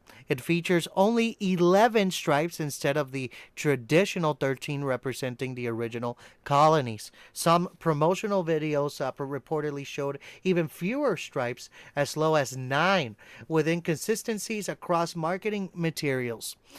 Critics have highlighted this as a symbolic of broader execution issues with the patriotic theme product. The phone comes preloaded with Truth Social, the social media platform owned by Trump Media and Technology Group. This integration aligns with the venture's appeal to supporters seeking alternative to big tech devices and services. The device runs on Android and includes typical mid-range features. The specification and performances are according to the Trump mobile, and early reviews. The T1 includes display of a 6.7-inch AM OLED panel with 120 hertz refresh rate, 50 megapixel camera, main sensor, 8 megapixel ultra wide, 50 megapixel 2x telephoto, and a 50 megapixel front camera. Battery is about 15 mAh with 30 watt fast charging. Storage in RAM is a 512 gigabyte storage, with some earlier listing mentioning 256 gigabytes in solid RAM configuration. The processor is a Snapdragon mobile platform specific model, not always highlighted. Other features: fingerprint sensor, AI face unlock, USB-C port, and a 3.5 millimeter headphone jack, a rarity on modern phones. I bet they did that on purpose to sell some more. Early testing indicates the device performs adequately for a mid-range Android phone, but closely resembles rebranded budget models, such as the variant of the T-Mobile, the REVVL7 Pro 5G, a lower-cost handset typically manufactured in China and sold for significantly less. Shift away from made in the USA. One of the most notable changes in the quiet removal of made in the USA marketing claims. When it first announced, the phone was heavily promoted as American made. By late June 2025, references to US manufacturing had disappeared from the website. The current positioning emphasizes design with American values in mind, rather than domestic production.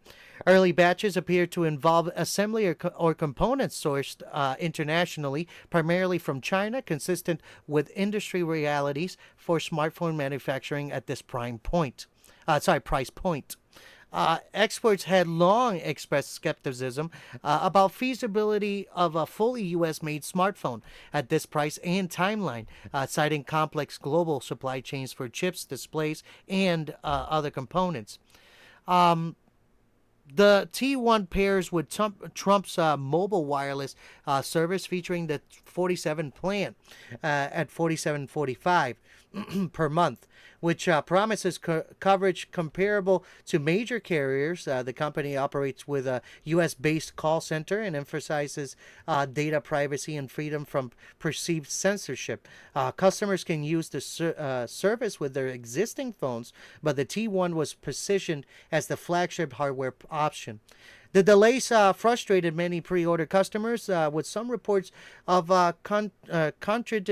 contradictory explanations from support and concerns over refund policies.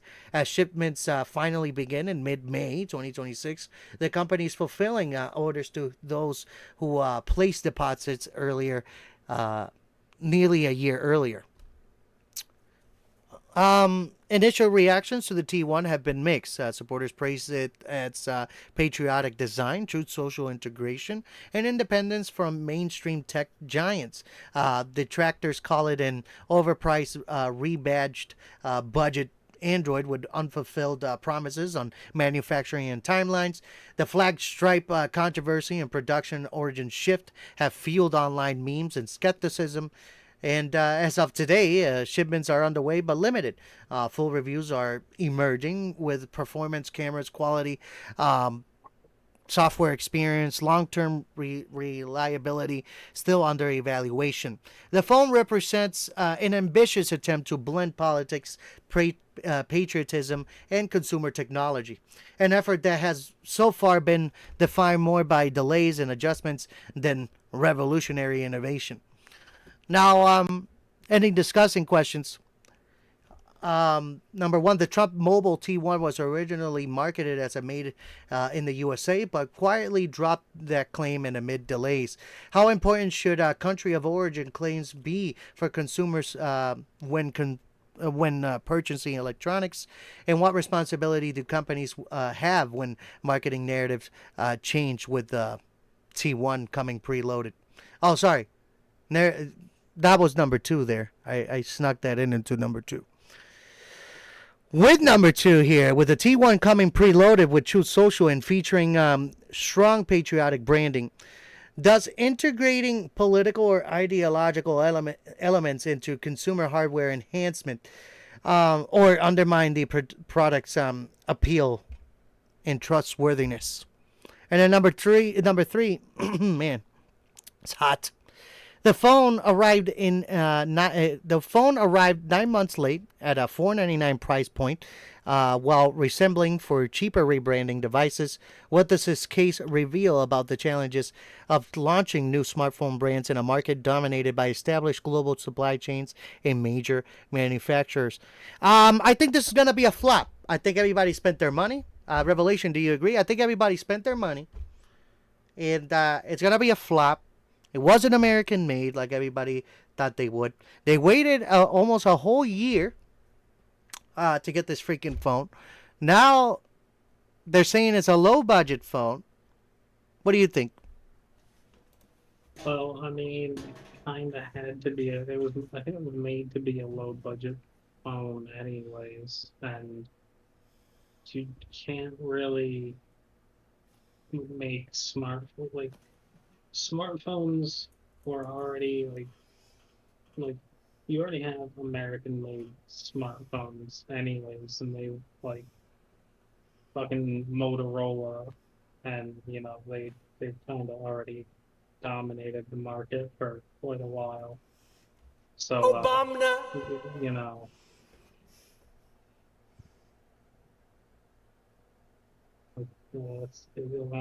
mean, it's gonna be like that one, the Nokia that was with Windows.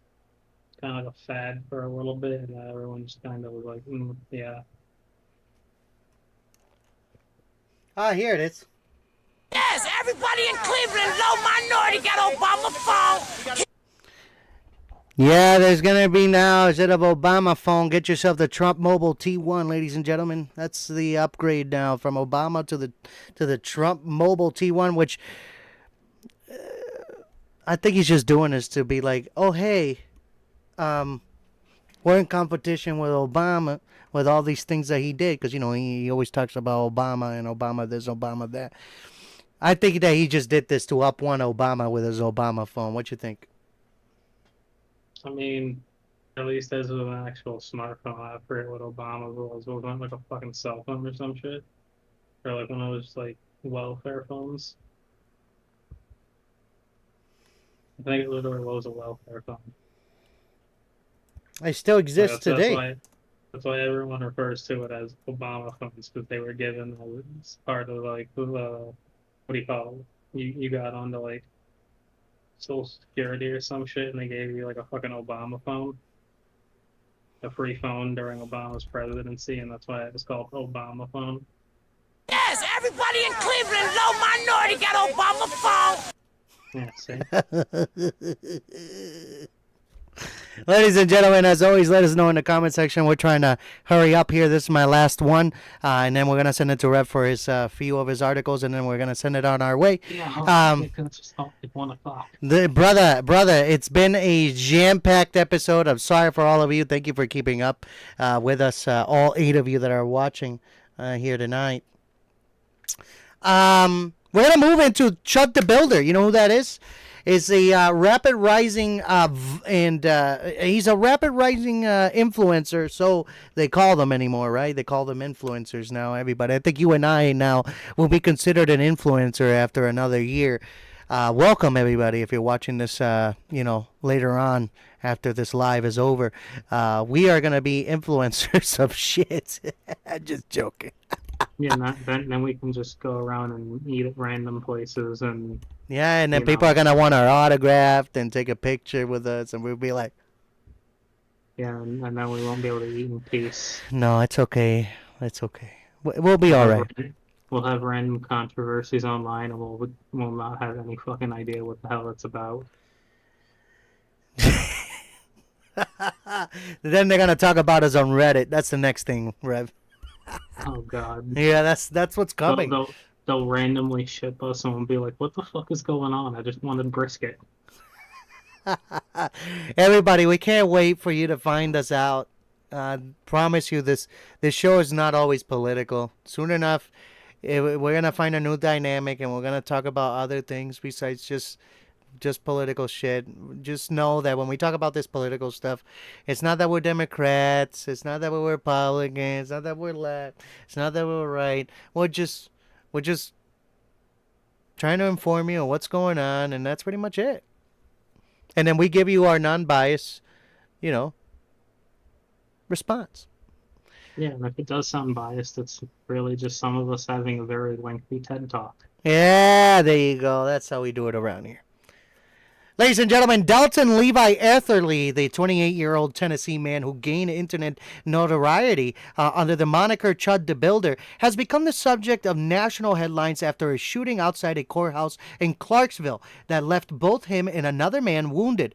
Once a relatively obscure live streamer known for confrontational street videos, Etherly's journey from online rage-bait content creator to felony defendant highlights the volatile intersection of internet fame, provocative speech, and real-world consequences. Born June 27, 1997, in Clarksville, Tennessee, Etherly built his persona primarily through raw, unfiltered, in real-life live streams on platforms like Kick. His content typically involved approaching strangers, frequently black individuals, in public spaces, using racial slurs, and engaging in heated, often one-sided arguments designed to provoke strong emotional reactions. While some viewers praised his streams as bold social experiments or free speech commentary, critics widely condemned them as racist harassment and cynical rage bait engineered purely for engagement, views, and live donations. By mid-2026, Etherly had amassed approximately 229,000 followers across his various accounts, with clips regularly going viral on TikTok, YouTube, and X. Etherly was no stranger to legal trouble. Before the latest incident in November 2025, he faced a harassment charge, and on May 11, 2026, just 2 days before the court shooting, he was arrested in Nashville after allegedly refusing to pay for a meal at a steakhouse while directing racial slurs at staff. This prior brushes with the law did little to slow his online momentum. If anything, they appeared to fuel his growing audience among certain online subcultures that celebrate anti-woke confrontation. The pivotal event occurred on the afternoon of May 13, 2026, at the Montgomery County Courthouse in Clarksville, Tennessee. Etherly presented for a scheduled hearing related to an alleged $3,000 debt. Around 1:20 p.m., a confrontation erupted between Etherly and another unidentified man outside the building. What began as a verbal dispute quickly escalated into a physical altercation and then gunfire. But both men sustained gunshot wounds. Etherly was live streaming during the incident and later claimed in the footage that he acted in self-defense. Emergency responders transported Etherly to a local hospital where he was treated for non-life-threatening injuries. The other man involved was also wounded, though details about his identity and current condition have not been fully released. No bystanders were injured in the exchange. Following medical treatment, Etherly was taken into custody. Authorities charged him with attempted murder, attempted criminal homicide, aggravated assault, and additional felonies. During his court appearance on May 15th, a judge set his bond at $1.25 million. Attorney Jake Fenley, who had represented Etherly in previous cases, was appointed to his defense. Investigators are now piecing together the full sequence using witness statements, courthouse surveillance footage, and the live stream recording itself. The shooting has deeply polarized online discourse. Etherly supporters have rallied behind claims of self-defense, launching fundraising campaigns, including a Give, Send, Go effort that reportedly raised more than $150,000 in a short time, portraying him as a victim of cancel culture and street aggression. The detractors argue that years of inflammatory race-baiting content created an inevitable path to violence, and that his behavior endangered both himself and the public. Even some voices within similar online communities have distanced themselves, suggesting his tactics went too far. And as of today, Dalton Etherly remains held in Montgomery County Jail on the high bond while the investigation continues. Prosecutors and defense attorneys are expected to scrutinize the video evidence and witness accounts closely in the coming weeks. A full preliminary hearing has yet to be scheduled. The case of Chud the Builder has sparked broader conversations about the responsibilities of content creators who monetize provocation, the limits of free speech in public spaces, and how digital personas have rapidly spilled into physical danger. What began as an edgy live streams has now culminated in serious criminal charges, leaving questions about accountability, mental health, and the long-term societal impact of rage-driven content. Real quick, I want to add here about content like this. I don't know if you've been seeing it a lot, Revelation, but a lot of people since even last time that Trump was president, you know what I mean? So what? So about 12, we're looking at what, 10 years now? The last 10 years, almost. People have gotten way too comfortable to look at somebody and be like, hey, this is America, you speak English. People are getting comfortable with turning around and criticizing somebody and butting into a conversation because somebody else also speaking another language, it's not even that. Or even when they see a black person, people get scared because they're black. You know what I mean? It's not even that. Everyone just is rude anymore. They just walk up and just be like, "Oh, hey," insert themselves, and that's like, motherfucker. If I wanted you here, I would have fucking talked to you. Like, no, I don't. Get the fuck out of here. Like, don't approach somebody on the street if you're like, what? If you're afraid of them, if you think you're gonna be afraid of them, don't fucking approach them.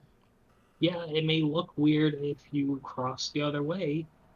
Okay, yeah.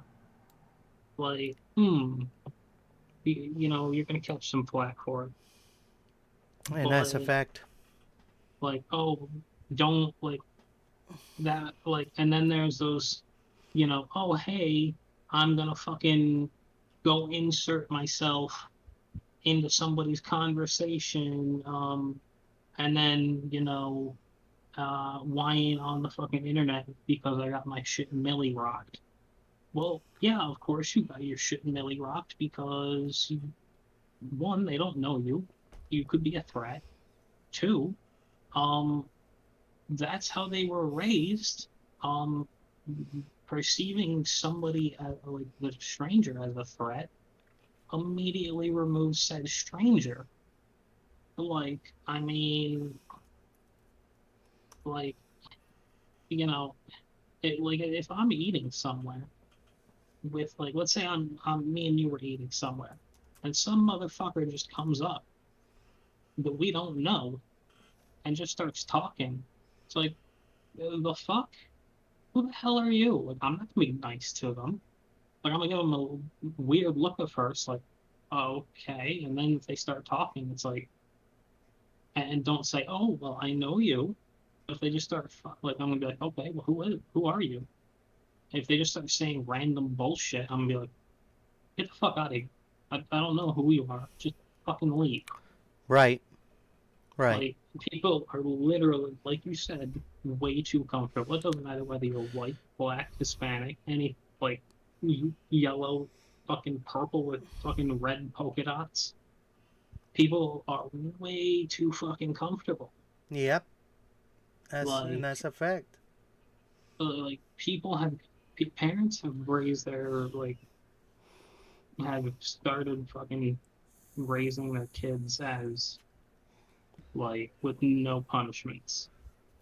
Like, I remember getting my ass beat sometimes because of what some of the dumb shit I did. Am I going out and fucking, inserting myself into random conversations on the internet? No. Or not on the internet, on the street. Like, I'm pretty sure you aren't. Right. That's a fact. You wouldn't. But real quick, we'll go through these questions. We don't have to answer them. We'll leave them for the public before we send it to Revelation. Discussing questions. Number one, Dalton Etherly built a substantial following through deliberately provocative and racially charged public confrontations. To what extent should platforms bear responsibility for amplifying such content? Where should society draw the line between protective free speech and behavior that foreseeably leads to violence?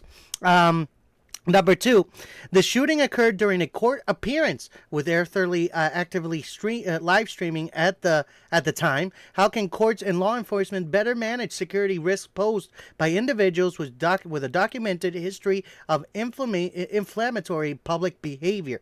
And then number three, supporters have quickly raised significant funds for Etherly's legal defense, framing the case as a free speech issue. What are the broader implications for personal and societal accountability when online personas deliberately court conflict and it eventually escalates into real-world violence? You have anything on? You want to answer anything on it? All I'm going to say is once a racist, always a racist. And he is a perfect example of somebody who clearly is a racist. Yep, and then people are backing him up, saying, "Oh, no, that's free speech. That's free speech." No, what are you talking about? That's, free speech is you can say, like, the easiest way I can describe free speech is you can yell fire, but if you yell and it's perfectly fine. But if you yell fire in a crowded building, it is not considered free speech. Because then you are potentially harming people. Right. Ladies and gentlemen, as always, let us know in the comments. I want to give a quick shout out to producer Mike. He's in the building. What's good, producer Mike? Again, we're on a live show with producer Mike while Revelation gets ready with his topics. We are on a show with producer Mike every Tuesday at 9 p.m. Eastern Time. Like I said, I do a work with this asshole on that show. Check us out. We do a lot of banter, AI talks. 9 p.m. Eastern Time tomorrow. 7 p.m. Pacific, if I'm not mistaken. But yeah, check us out.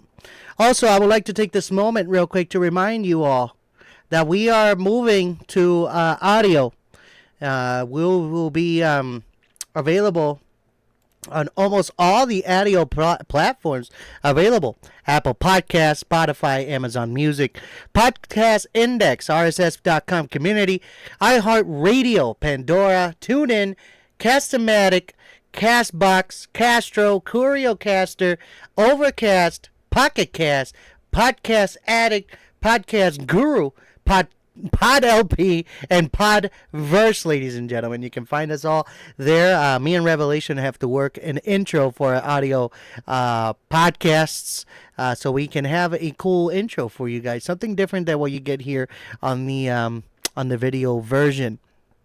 So yeah, check us out there. I'm very excited for this new beginning on audio form. So I hope you enjoy. And as always, make sure to like, subscribe, and leave your comments below on this video. Thank you so much. Rev, it's all you, bro. Okay, for anyone you know, the chat who is a particular fan of the anime variety, the anime series Gundam is celebrating its 50th anniversary. And if you are not a fan of anime, you know someone who is, and particularly this one, let them know. I'm gonna go over some stuff about it. To commemorate the 50th anniversary of the Gundam series anime broadcast in 2029, the 50th anniversary project has been launched. Since the anime broadcast of Mobile Suit Gundam began on the 7th of April 1979, yes, even before Dragon Ball, over 90 works have been produced in Gundam. Centered around these works, the series has expanded into various business areas such as merchandise, games, amusement, and music. Growing with the support of fans worldwide, Gunpla has surpassed 800 million units in cumulative shipments, and over 630 million Gundam card games cards have been issued. SD Gundam G Generation Eternal, released in 2025, exceeded 8 million downloads worldwide in just 1 year. Continuing to connect with fans through various touch points. Looking ahead to the 50th anniversary in 2029, it is further accelerating its initiatives that will expand the potential of the IP, including new works, products, services, and events. It will go beyond its 50th anniversary together with the fans.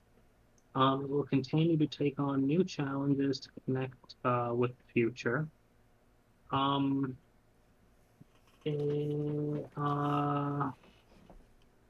mark the launch is A Boy and a Gundam, Mobile Suit Gundam 50th Anniversary Road to 50, the prologue movie.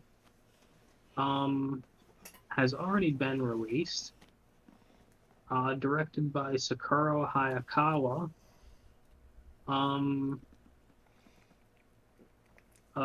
Music featuring Kinjito by People One. Don't even know who the hell that is.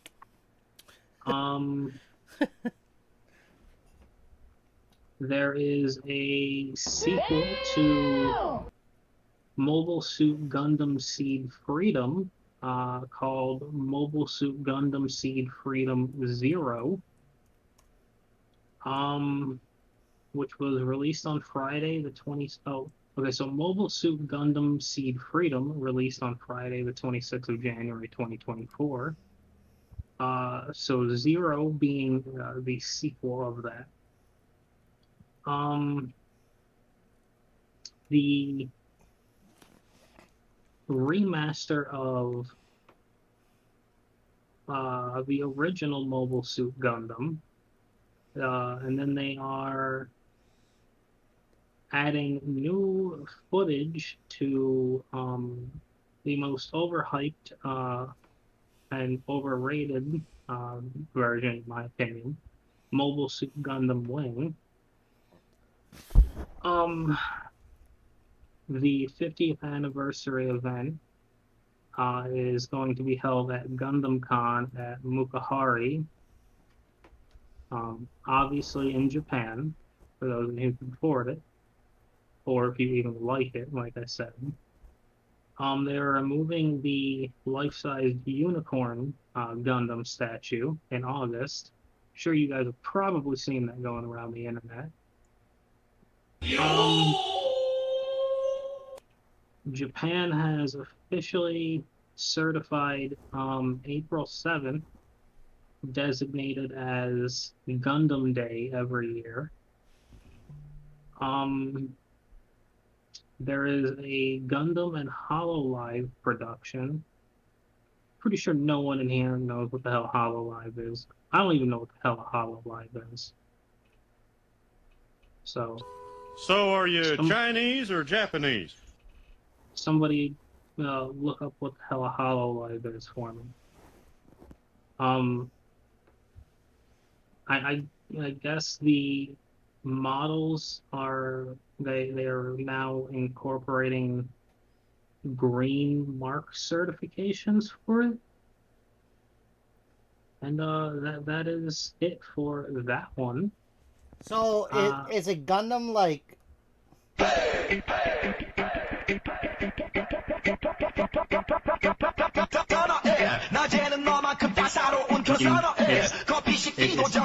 Is that the Gundam you're talking about? No, Gundam.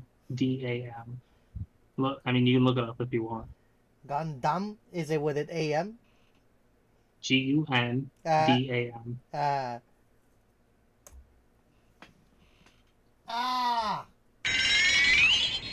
Like that? Anyway, continue. Sorry for interrupting. Yeah, they're giant people and fighting robots that beat the shit out of each other and shit. Sounds like that. And for any of those people who like Legos and Lord of the Rings, which I'm betting at least $10, there's at least one or two people in chat that do like one or more, both of those things. Lego announces the biggest Lord of the Rings set yet. It is releasing its largest Lord of the Rings set, an 8,278-piece model of Minas Tirith as part of its 25th anniversary collection. The set launches on June 1st for insiders and June 4th worldwide, and it costs $650 and comes with special bonuses and a related sweepstakes. Lego, in partnership with Warner Brothers, Discovery Global Consumer Products announced a 8,278-piece set recreating the city of Minas Tirith. The set is part of the 25th Anniversary Legacy Collection, celebrating a quarter century of Lord of the Rings. Yes, that's right, you heard me say quarter century. Early access for LEGO Insiders begins on, like I said, June the 1st, general release for everyone June 4th. And again, $649.99, aka 650 USD.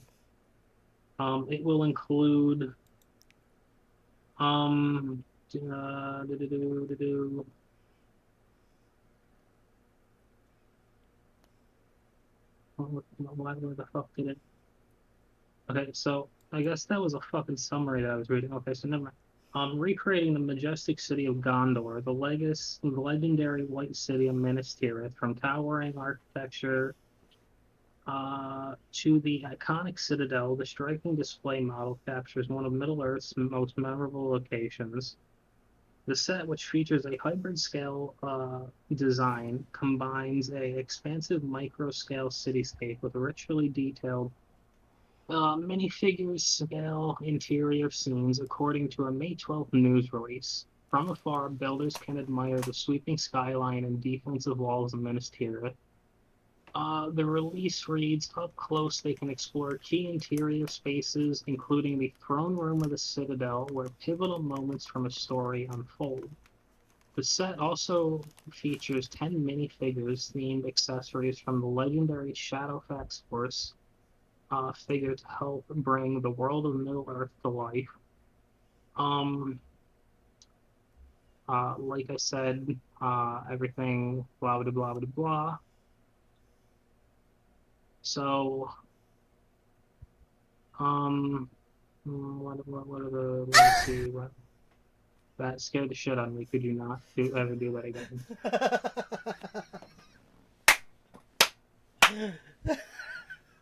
So it comes with, what, and when the fuck is it gonna tell me who the fuck it comes with?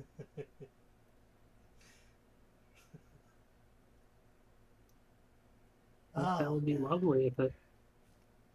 Okay, so it comes with a couple guards, Shadowfax, the fucking king of Minas Tirith holding some cherry tomatoes, fucking Gandalf the White, Aragorn, the fucking the lady he marries, I forget her name at this point, holding a banner, and like three fountain guards, which are the dudes you see surrounding the like tree at the very top.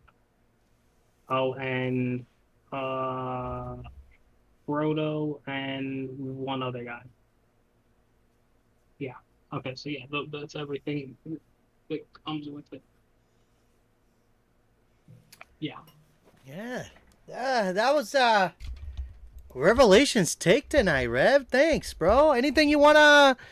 Well, anyway, we'll let you do that at the end, ladies and gentlemen. This wraps up tonight's episode of Unbound. Tonight we covered a week that, well, I say week because we missed Friday, so we had to compile from Monday to now. Sorry for this long show, truly.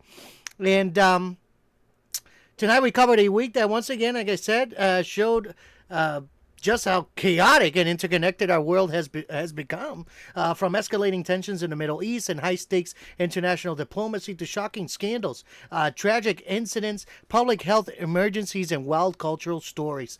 We started with the Iran War Daily Chronicle from May 12th through the 18th, as the fragile ceasefire continues to hang by a thread amid ongoing brinkmanship in the Strait of Hormuz, diplomatic maneuvering, and updates on the suspended Project Freedom. We broke down President Trump's concluded high-stakes summit in China, the disturbing cruise ship child pornography investigation that led to 27 deportations, including multiple Disney crew members, and the federal charges filed against the operators in the Baltimore Bridge collapse. We also covered the tragic suicide at the Denver International Airport, the dramatic mid-air collision between two Navy jets at the Idaho Air Show, the new Ebola outbreak that prompted a global health emergency declaration, and the deadly shooting at the San Diego Islamic Center today. On the lighter but still controversial side, we looked at the long-delayed Trump Mobile T1 smartphone that finally shipped in the rapid rise and violent fall of online provocateur Chud the Builder. From global conflict and diplomatic chess moves to heartbreaking tragedies, public health threats, scandals, and online culture clashes, this week reminded us how quickly things can shift on multiple fronts at the same time. But before we go, I want to take a moment to highlight two important issues, which is mental health and domestic violence. These affects millions every day, but help is always available. If you or someone you know is struggling with stress, anxiety, feeling overwhelmed, or support's always available. In the United States, you can call or text 988 to reach the Suicide in Crisis Lifeline. Trained counselors are available 24/7. If you're experiencing domestic violence or need help, you can contact the National Domestic Violence Hotline at 1-800-799-7233 for confidential support in resources. You are not alone, ladies and gentlemen, and reaching out is always a sign of strength, not weakness. Thank you for watching Unbound, ladies and gentlemen. If you enjoyed this episode, make sure to like, comment, and subscribe. Drop your thoughts below like we always like. And in which story stood out to you the most this week. We'll see you next time. Stay informed, stay aware, but most of all, ladies and gentlemen, stay unbound. I'm Jey Morales, and now we're passing it to Revelation to say his goodbyes. I hope you all enjoyed, the little articles we gave you, and the juicy information that was, related to them. And if you're on the bed, sleep well. If you're on to work, I hope you enjoy it. And stay safe. The word of the day today is heat. And we are going to play you out. Hell yeah, ladies and gentlemen.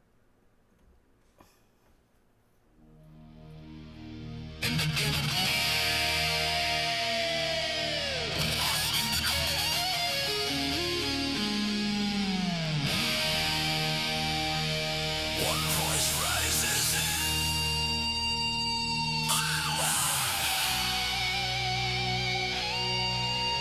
From Yotes to Cosmos. Ride.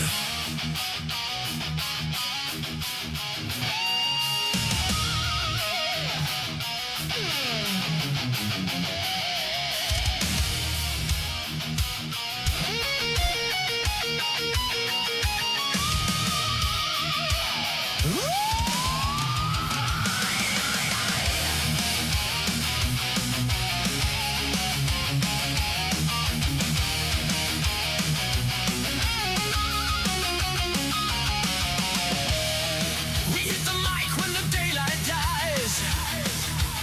Let the whole world speak on blood red skies. Questions like thunder, cutting through the lies. Deep talks and revelations under stormy nights. From twisted thoughts and secrets never told, to the stars we chase into work gone cold. One by one we take them, roaring unrehearsed, turning chaos into wisdom, truth into thoughts. We talked it out, we broke it down, from the heaviest doubts to the wildest end. If you rode with us through the smoke and flame, you fought the fire, you know the name. Jey Morales, Unbound, shaking minds across the battleground. Jey Morales, Unbound, from the couch to the stars, hear the mighty song. Late night warriors gathered round the flame, lifting spirits through the brain.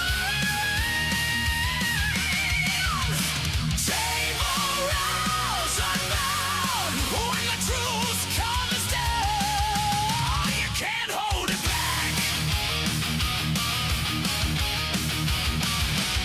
Oh, we chased the rumors, checked the claims, laughed in the madness, fanned the flames. From internet fires to the cosmic unknown, we walk the air where few have gone. No scripts, no limits, just the war to read. Every question sharp and like to Leo Steel. Revelation rising, Jey set the tone, turning quiet nights into epic thrones. We slowed it down when the world got loud, gave the silence power, let the truth come and brown. We talked it out, tore the veil away, found the light where the shadows play. If you stayed until the final round, you were the crown of Beijing. Jey Morales, Unbound, shaking minds across the battleground.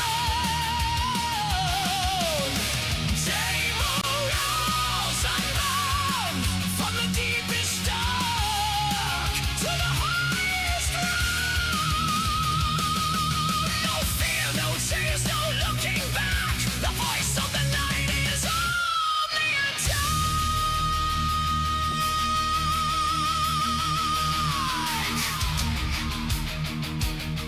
From the couch to the stars, through the smoke and the scars, we become who we are.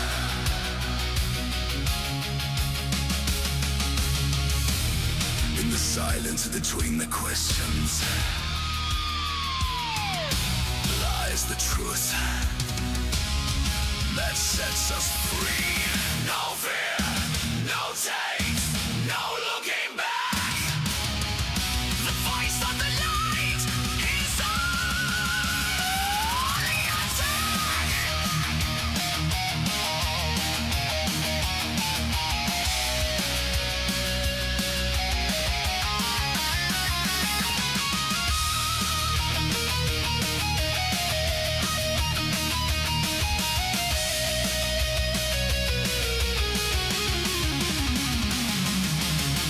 Jey Morales, unbound, and the heavens shake when you hear the sound.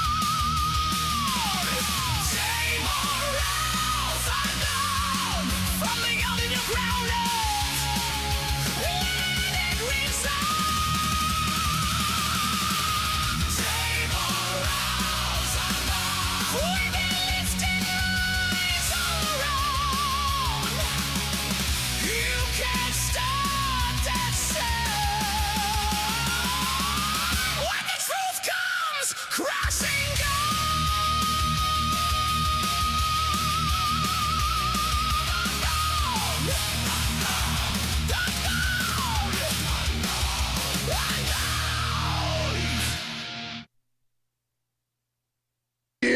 But the cream will rise to the top, oh yeah.